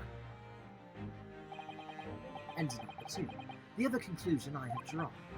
You are, at this very moment no less, in the midst of committing a most grievous crime. Beneath that beard, your mouth quivers with nervous tensions as you realize you have been discovered. Does it not? Now, Naruhodo-san, I never imagined I would witness one of Mr. Holmes's great deductions with my own eyes. That was a great deduction. Nothing can deceive Mr. Holmes. In a single glance, he can deduce all there is to know about a person. What? What ineffable twaddle. Oh yes, I've read about it countless times in the adventures of Sherlock Holmes. Now I've experienced the astonishing impact of his great deduction firsthand. This is like a dream come true. I can hardly believe it, but all the color is draining from Mr. Roylott's face. It looks like somehow both of Mr. Sholmes' conclusions were right. Oh. How could I possibly know such things, you wish to say? Very well. I shall elucidate. I shall explain how it was that I arrived at this pair of conclusions. So, do I cordially invite you upon a journey of logical discovery? Let us board the train of reason. Put plainly, let us work through my deductions together. The Great Deduction. The game is afoot. Old man's identity. So, the dubious-looking Russian, Mr. Roylott. Obviously what catches the eye in the first place is the enormous pair of shears in your hand. Now, we ask ourselves, what could you possibly want with such an implement? The answer, of course, is staring us in the face. You were on the verge of using the shears to cut away the copious beard you sport. Now, moving on. The question then begged is this. Why would you desire to rid yourself of this magnificent beard, Mr. Larock? Once again, the answer is plain. We have clear evidence to shed light on the matter. Regard, if you will, this morning's newspaper. In particular, the fascinating front-page article, which it would appear you have read also, Mr. Larock. I'm sure it needs no further clarification. The evidence that reveals your true identity is the article about the revolution. In translation, the headline reads, "Revolutionary villain Bolshevik flees Russia via Shanghai." As you can fail to observe, the subject of the article possesses an extremely copious beard. Having noted the article yourself, you decided to remove your incriminating facial hair before it gave you away. In short, your true identity is beyond doubt. You are the fearsome Russian revolutionary himself, villain Bolshevik. Not that I've heard of him myself, you understand. Conclusion: a revolutionary on the run. Topic 2. Wrongdoing. Now, as for my second conclusion. You are, at this very moment, on the brink of committing a most grievous crime. And the proof of this crime. Over there. Oh yes, Mr. Larock. Taken unawares, people have a propensity to let their eyes stray, you see. Ah, and I assure you, you only speak so much more and honestly than the mouth. The answer we seek lies where the furtive glance follows. The proof of your crime sits before our very eyes, yes. That's a travelling case. It is time, I think, when the case can be opened and its contents laid bare. No, I refuse. What could you possibly be concealing inside of me, I ask? By my estimation, a young lady, perhaps, one slight enough to fit therein. Don't be absurd. And what, pray, would be the identity of this young lady in the travelling case? Dear me, we are not well suited to a life of crime, are we? Your careless coup d'oeil betrays you, I think. Coup d'oeil? Is that how you pronounce it? I don't even know. I don't speak French. Once again, we need only follow your furtive glance to find the answer. Yes, the reason you refuse to open your travelling case can equally be found in the pages of this newspaper. For there is another, most stimulating article. If we turn from the fleeing revolutionary to the back page, renowned prima ballerina of the Novovich Ballet disappears from Shanghai. Such a headline can lead us to but one conclusion. Your crime is that of abduction, and according to the article, the young lady's name is Nikolina Pavlova. Kidnapping of a young ballerina.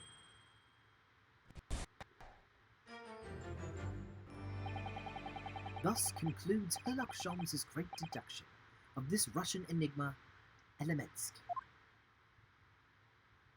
Elemensky.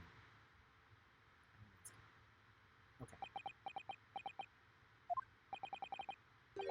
Susato-san, that wasn't one of the great deductions I've been hearing so much about, was it? Well, the stories are full of Mr. Holmes' brilliant deductions. But that did seem a little different somehow. Excuse me, Mr. Sholmes, could you come over here a moment?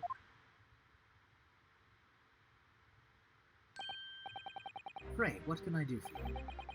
It's about your deductions. Would you mind? Not at all. Go on. Well, to start with, there's the newspaper. I think we had the same discussion before, but these two men look nothing like each other. Ah, yes.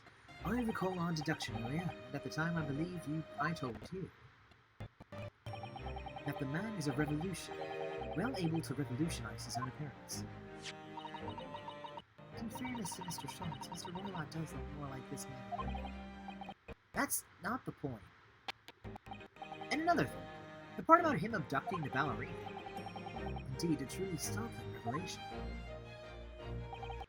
At first glance, the case would appear too small to properly believe. Not just at first glance, it is too small, clearly. You'd be lucky to fit a 5-year-old child into that case, even if you pushed really hard. I don't suppose the missing ballerina is a 5-year-old child, is she? You mean you don't know? No, the young lady is 15. No, I didn't know. How could I? Well, if she's 15, then 10 years worth of her would be poking out from the case. Some years ago, I read something pertinent, I believe. A troop of men consuming vinegar daily in order to promote a certain liveliness in their body. Liveliness in their bodies. Vinegar? For such a sour bunch, it would surely be simplicity itself to contort oneself into the confines of that small case. Oh dear, you might be thinking of contortionists in the circus, Mr. Schultz. This whole thing is turning out into a circus. Mr. Nuttall, something's occurred to me about Mr. Schultz's deductions just now. I think his powers of observation are, well, magical. His eyes cut to the heart of the matter almost instantly. It's just where he directs his attention and his logic that seems off. Your idea of a little may be a little off itself, Mr. Sato.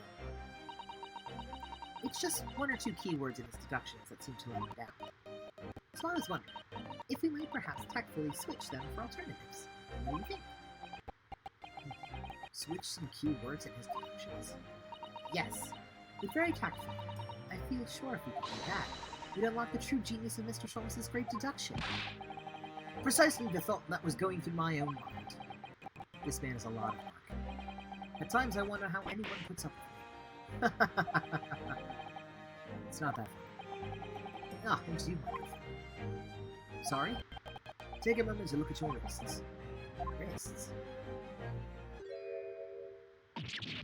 Oh, where are your handcuffs? Huh? How did... I felt they may hinder your ability to follow me in our dance of deduction. I don't believe it. Mr. Schultz, you are a marvel. And don't worry. I shall restore the shackles to your wrists when we are finished. I'm not worried. In fact, I'd rather stay like this. So, let us begin. Sherlock Holmes is proud to present his logic and reasoning spectacular. Course correction. Hold it, Mr. Holmes. Alright, revolutionary on the run. So, the dubious-looking Russian, Mr. Roylock. Obviously what catches the eye in the first place is the enormous pouch she is in. Now, we ask ourselves, what could you possibly want with such an element? The answer, of course, is staring us in the face. You were on the phone using machines to cut away the codes we want. So, okay, so he's confused. I'm not sure.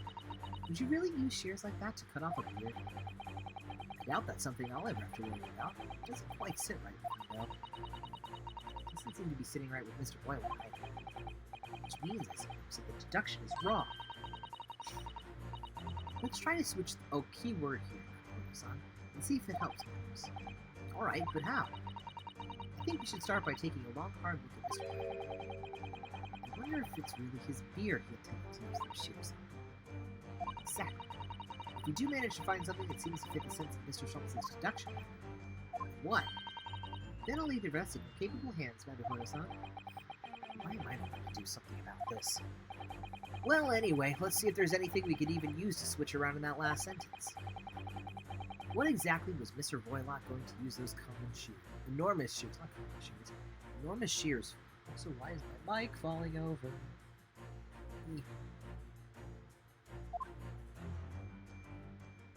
Okay.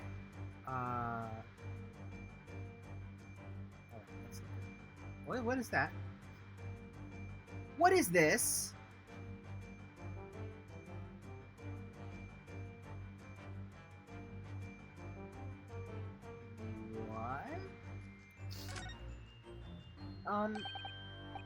What the?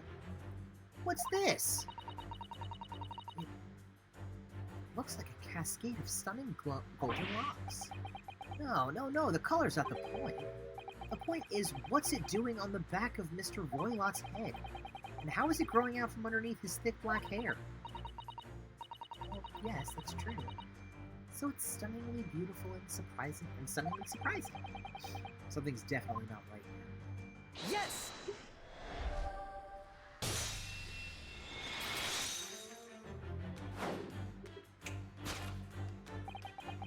You are on the verge of using the shears to cut away the golden locks you sport.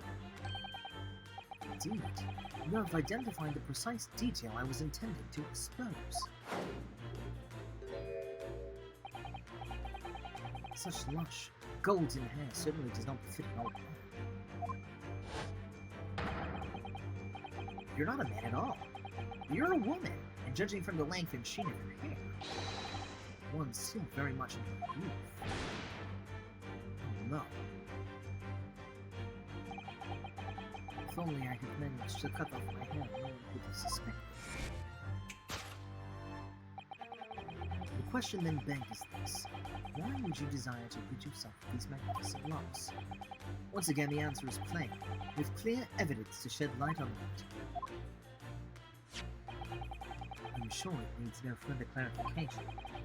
The evidence that reveals your true identity is the article about the revolution. No, you freaking dingbat. Well, that was a shock. I had no idea that old man was really a young woman in disguise, did you? What? Why are you staring at me like that? Yes, it was a surprise. Sorry. You're enjoying this, aren't you? Sorry? You look like you're in your element as you dance around the room deducing the facts with Mr. Shanks.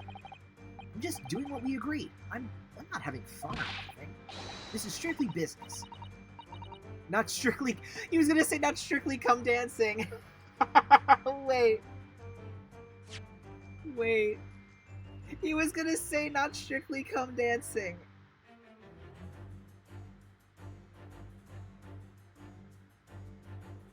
Oh my god.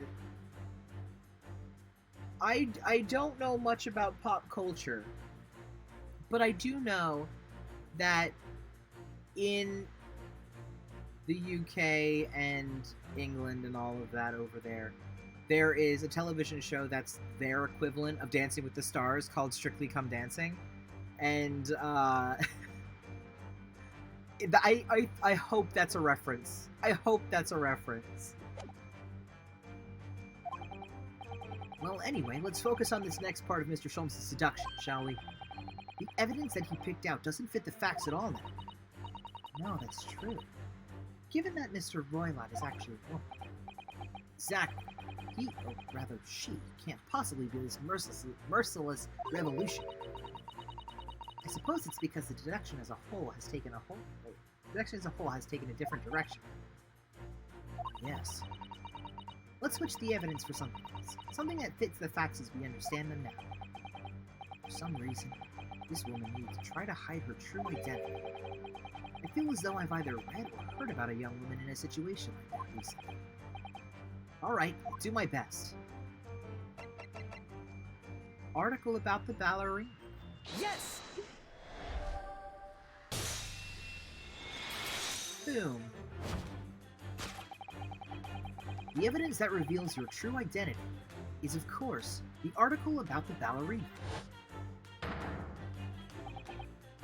That's right, you've hit the nail on the head. Renowned prima ballerina of the Novovich Ballet disappears from Shanghai. It would appear we are finally able to address you by your true name. Yes, because your true identity is that of the Novovich Ballet's prima ballerina, Miss Nicolina Pavlova.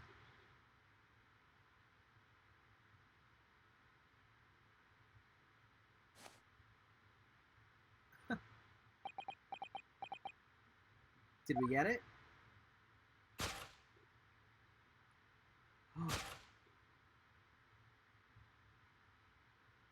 We did! Hello! I hate how her hair has a hook on it. You're right. My real name is Nicolina Pavlova. But please, I beg you, don't tell anyone.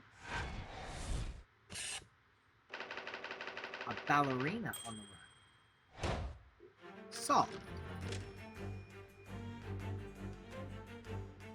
So you couldn't have kidnapped a young ballerina. Now, as for my second conclusion. You are, at this very moment, on the brink of committing a most grievous crime. And the proof of this crime, over there. Oh yes, Miss Brown. Taken unawares, people have a propensity to let their eyes stray, you see. And I assure you, the eyes speak so much more eloquently and honestly than the mouth. The answer we seek lies with a furtive glance forwards. The proof of your crime sits before our very eyes. Yes, that's a traveling case. This woman is the ballerina. She's right in front of our eyes. So clearly she can't be inside the traveling case as well. Oh, that's right. It seems she wasn't abducted at all. In which case, what is the crime this young woman is apparently committing? I could see I'm going to have to step in and fix the great detective's mistake again. You seem to look pleased out of Omo-san. Do you like the idea of another chance to dance around with Mr. Sholmes? Stop it. Anyway, there must be something else here that shows what this woman is up to.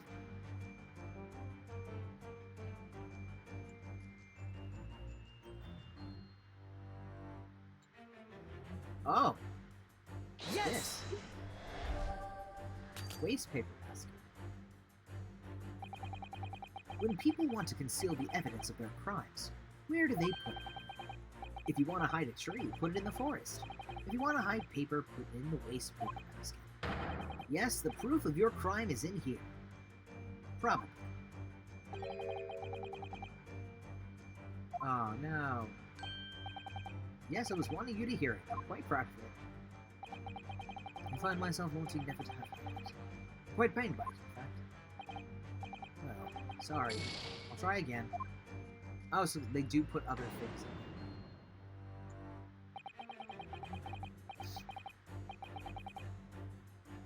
Crimes can come in so many different forms, that's the thing.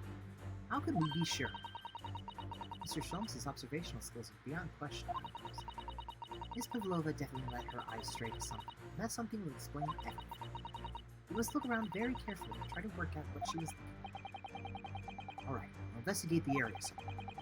I agree that there must be something here that will prove what this woman is really guilty of. Oh. It's right there on the freaking table.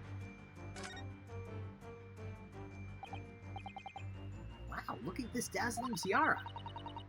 I've never seen anything like it. Are those real diamonds, you think? Oh, Naruhodo-san, try it on! What? Me?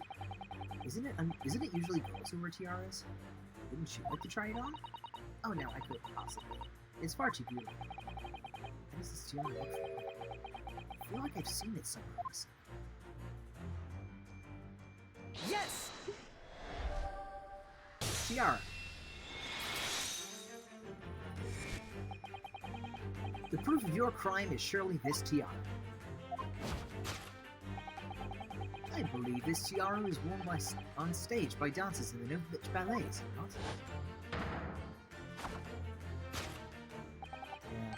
Indeed, it would appear to be identical to the tiara pictured in the newspapers. And if the reporting is to be believed, it is an item worth 20,000 rupees. In summary, the crime you have committed is theft. Oh no. Yes, you left your ballet troupe, unlawfully taking that precious tiara with you. Oh no, we got her.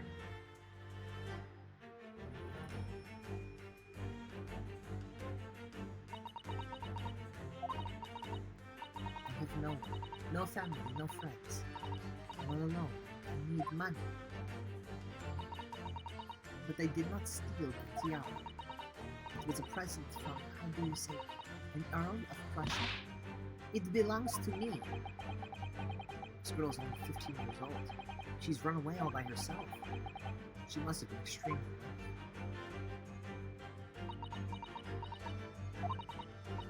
Right? I will tell you everything. There is no point to hiding. Come on, let us not be hasty. What?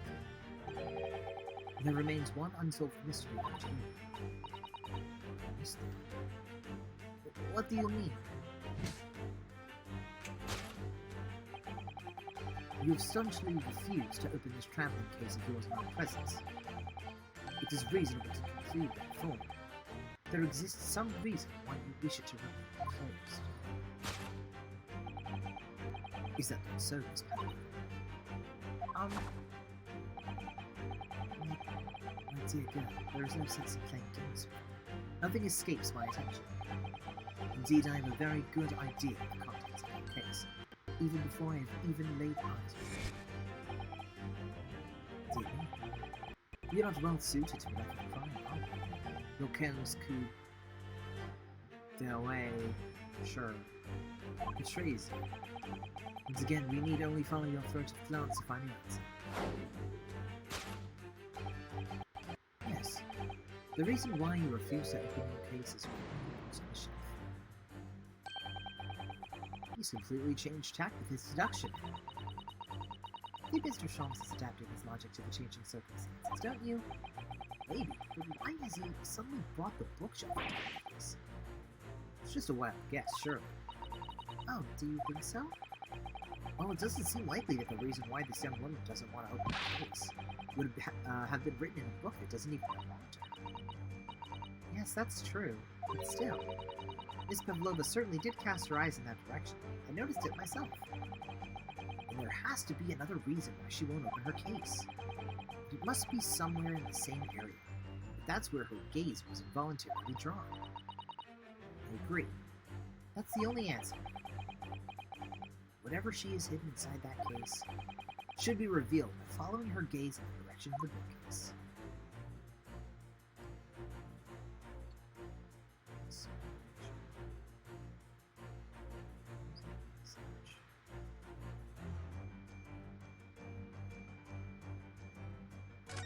Let's investigate this. Ah, it looks like these are all the same books that we have in our cabin. I suppose the steward likes to make sure passengers have plenty to read for the long voyage. And have you noticed how all the books have fallen over, just like it causing us on this cabin? It's almost like someone's taken a sweep at them. Maybe Miss Pavlova, when she was practicing her ballet. Anyway, the point is, we don't have time to look through all these books at the moment. We couldn't even if we wanted to. They're all in Russian. Well, that's a relief. Let's try our luck somewhere else. I think this is what These are the rules of passage for travel aboard the SS Glory. Passengers must not keep weapons or other dangerous objects in their cabins. Pets are also strictly forbidden. There was exactly the same notice in our cabin, too. I wonder what happens if we break the rules. Oh dear, I'm sure the punishment would be severe, son. You'd probably be left adrift in the freezing cold ocean. Or shut inside a tiny wardrobe for days on end. So I've actually been serving time for weeks now, have I? Well, if her case was moving, it's probably because it's a Yes!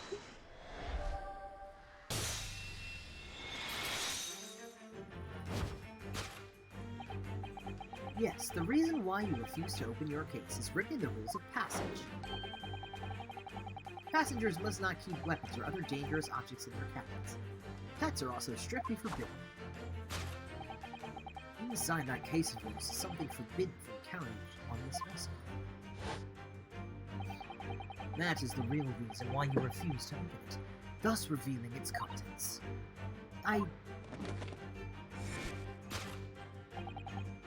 As we've seen, the trunk wobbles from time to time, but no weapon or other dangerous item will move of its own accord. Which leaves but one possibility, Miss Paddy. Inside your traveling case.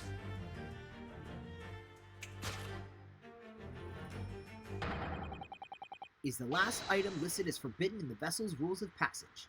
Upheld. That's really cute. I kind of like this, the little deduction thing.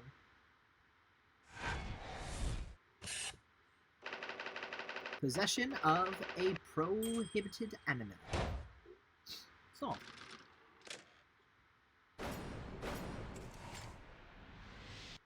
She is really cute.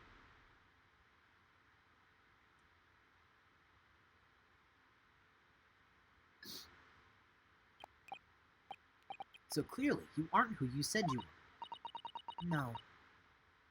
Not Grimsby Royland.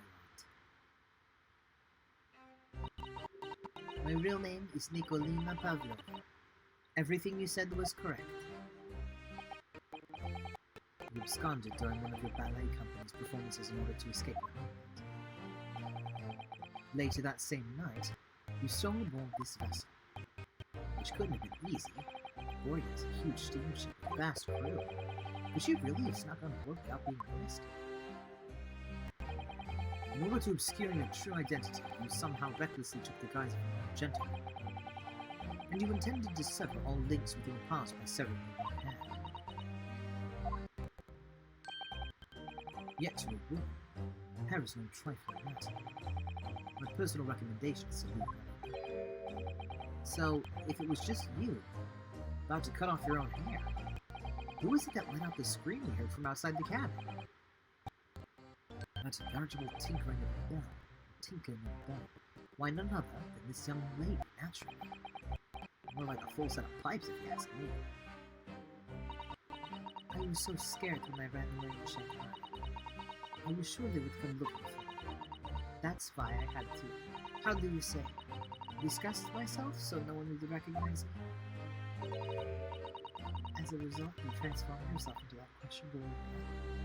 I see. I put on the fur hat and fake beard, and just before you came in here, I saw in the newspaper, right on the page, there was a picture of me.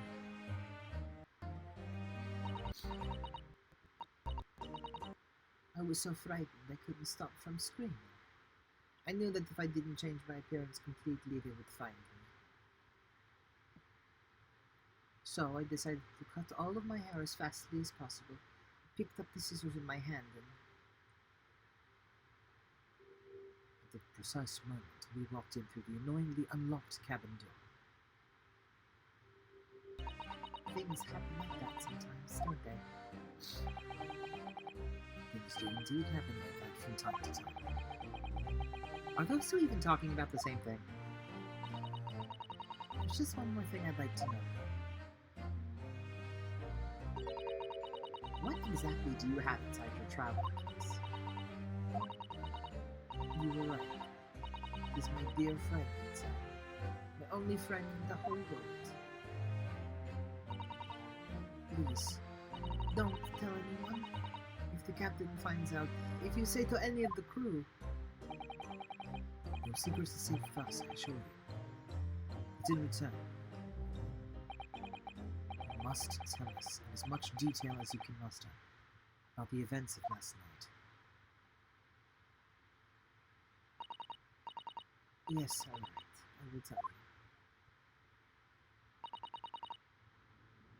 Well, Mr. Naruhodo? Wasn't it something? Mr. Sholmes' great deduction?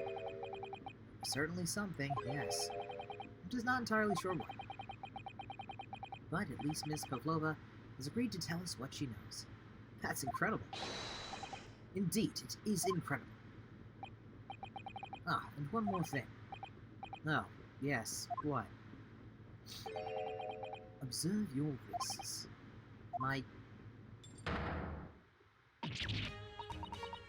Your hands! Cuffed again.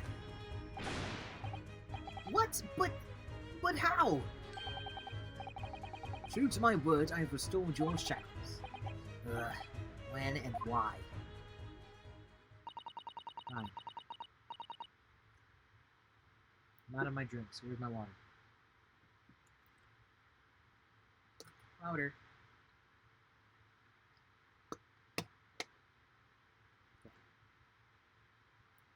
There's still a shadow of guilt cast over you, Mr. Nanahodo. I'm sorry to say, it can't be helped at the moment. Ah, can't it? Really? Anyway, let's listen to what Miss Pavlova has to say. I can't go on not knowing. I have to find out what the speckled band that Kazuma-sama wrote about in his diary really was.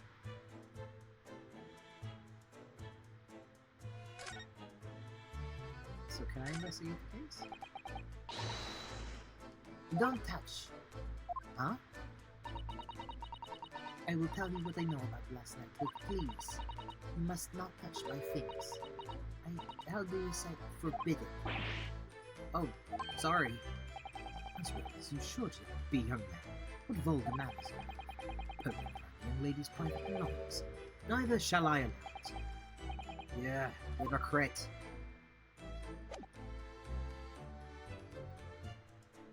Well, let's examine them.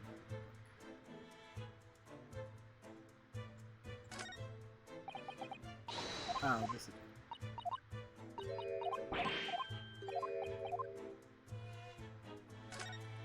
So, this here... Oh. Because that's all taken. That's taken. This is taken.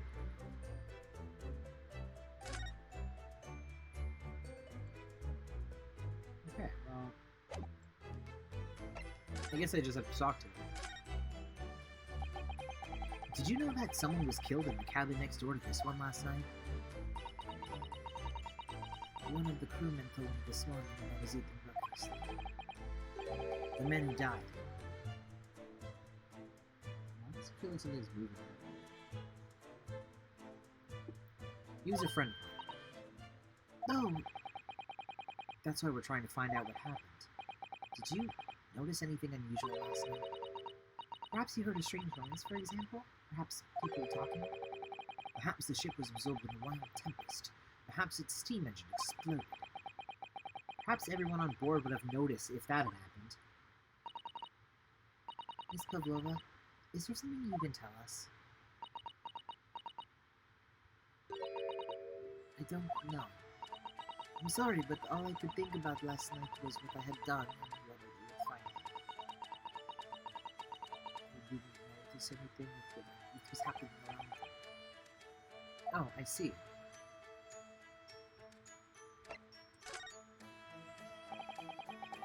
You've run away from your ballet company, haven't you? The Novich Ballet? Yes. I'm traveling to Great Britain, and from there I want to go to America. I will never dance again. I want to forget everything about the ballet. I will start a new life. I used to forget. A challenging proposition, with that striking tiara is mine. But that tiara is mine. I need it to live.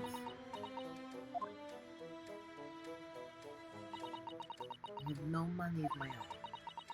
The Novovich Ballet gives us only a little food and water, and we must dance all over the world. I had to run away. I had no choice. If I stayed, it would have killed me. So you ran away to protect yourself? Yes. And the crew of this ship, they've all been kind to me. They let me come on board, and they said I could hide in this cabin. If that is indeed the truth, Miss Mary, it creates a most intriguing conundrum. Yes, it does. What do you think about it, Mr. Norihodo?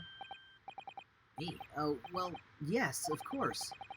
I think we should hear Miss Pavlova's explanation. To what conundrum, I'm not sure, but...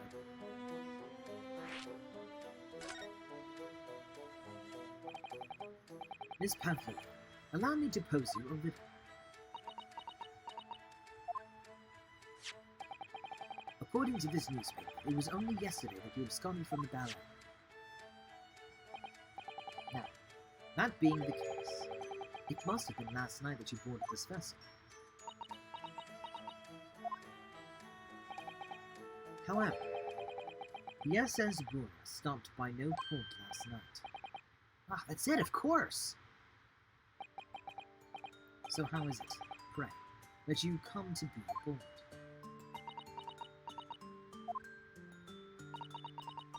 Now that I think about it, The crewman outside the cabin acted very strangely when we mentioned that.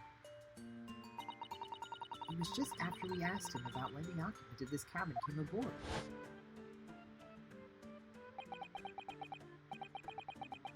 That is not your business. Yes, you're right. He did seem to be hiding something.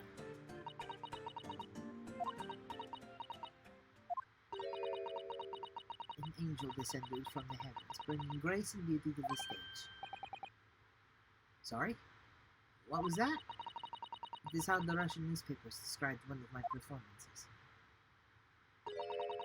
And that is how I came here too. I descended from the heavens because I am an angel. Considering English isn't your mother tongue, the description is very vivid.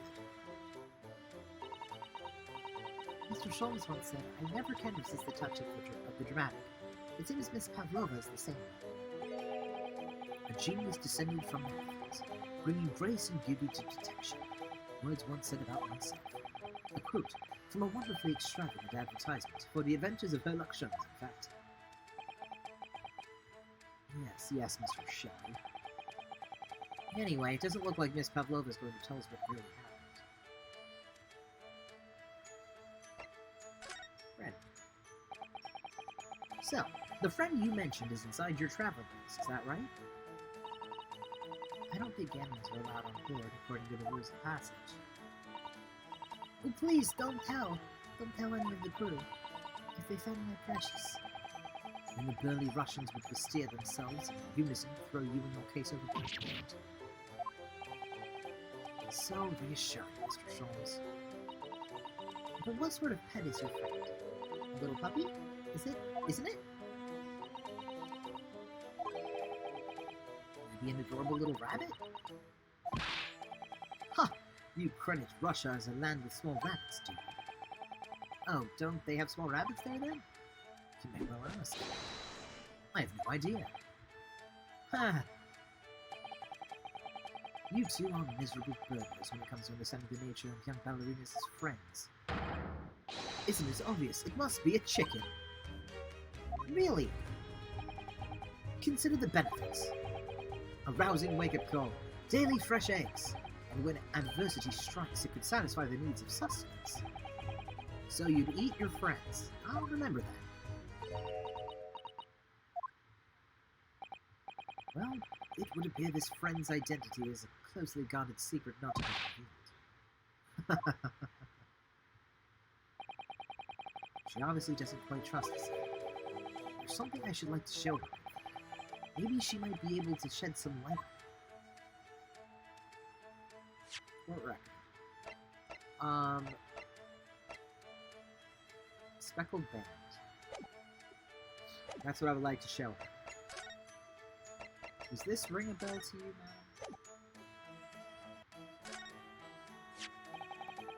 This is the diary of my friend who passed away. His diary? Yes, and he wrote in it last night before he died. Something a little unusual. It reads, 1:23 a.m. I can hear a faint whistling sound. Then a few minutes later, 1:35 a.m. What looks like some sort of speckled band is dangling from the ventilator.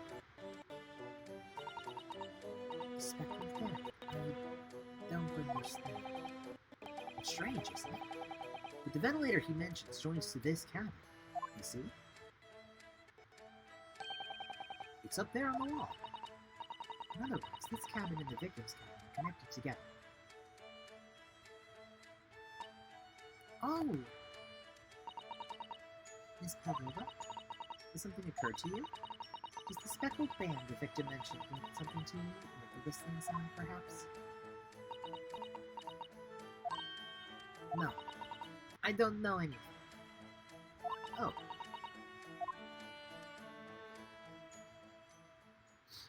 Interesting.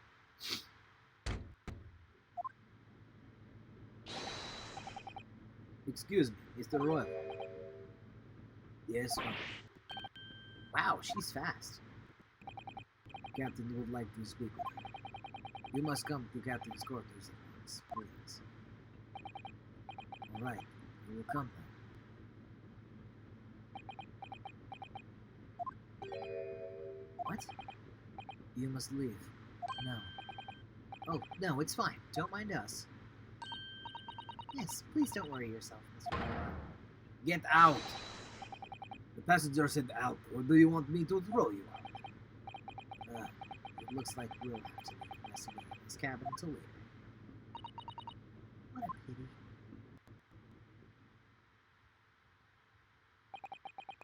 And so we lost our chance. Having still not managed to investigate Miss Pavlova's cabin, we were unceremoniously chased out. That is to say, we were quite literally picked up and thrown into the passageway outside. To be continued. And I think since it pretty much is 11 o'clock, this is a great time to kind of wrap it up for the evening. And we can continue this next week. Because I definitely want to keep playing, so we'll continue this later. But I wonder if the pet she has in her case is in fact a snake. Yeah, time flies. It was really fast. It went by real quick. But I want to believe that she has a pet snake in her bag. Just a hunch. Just a hunch. So...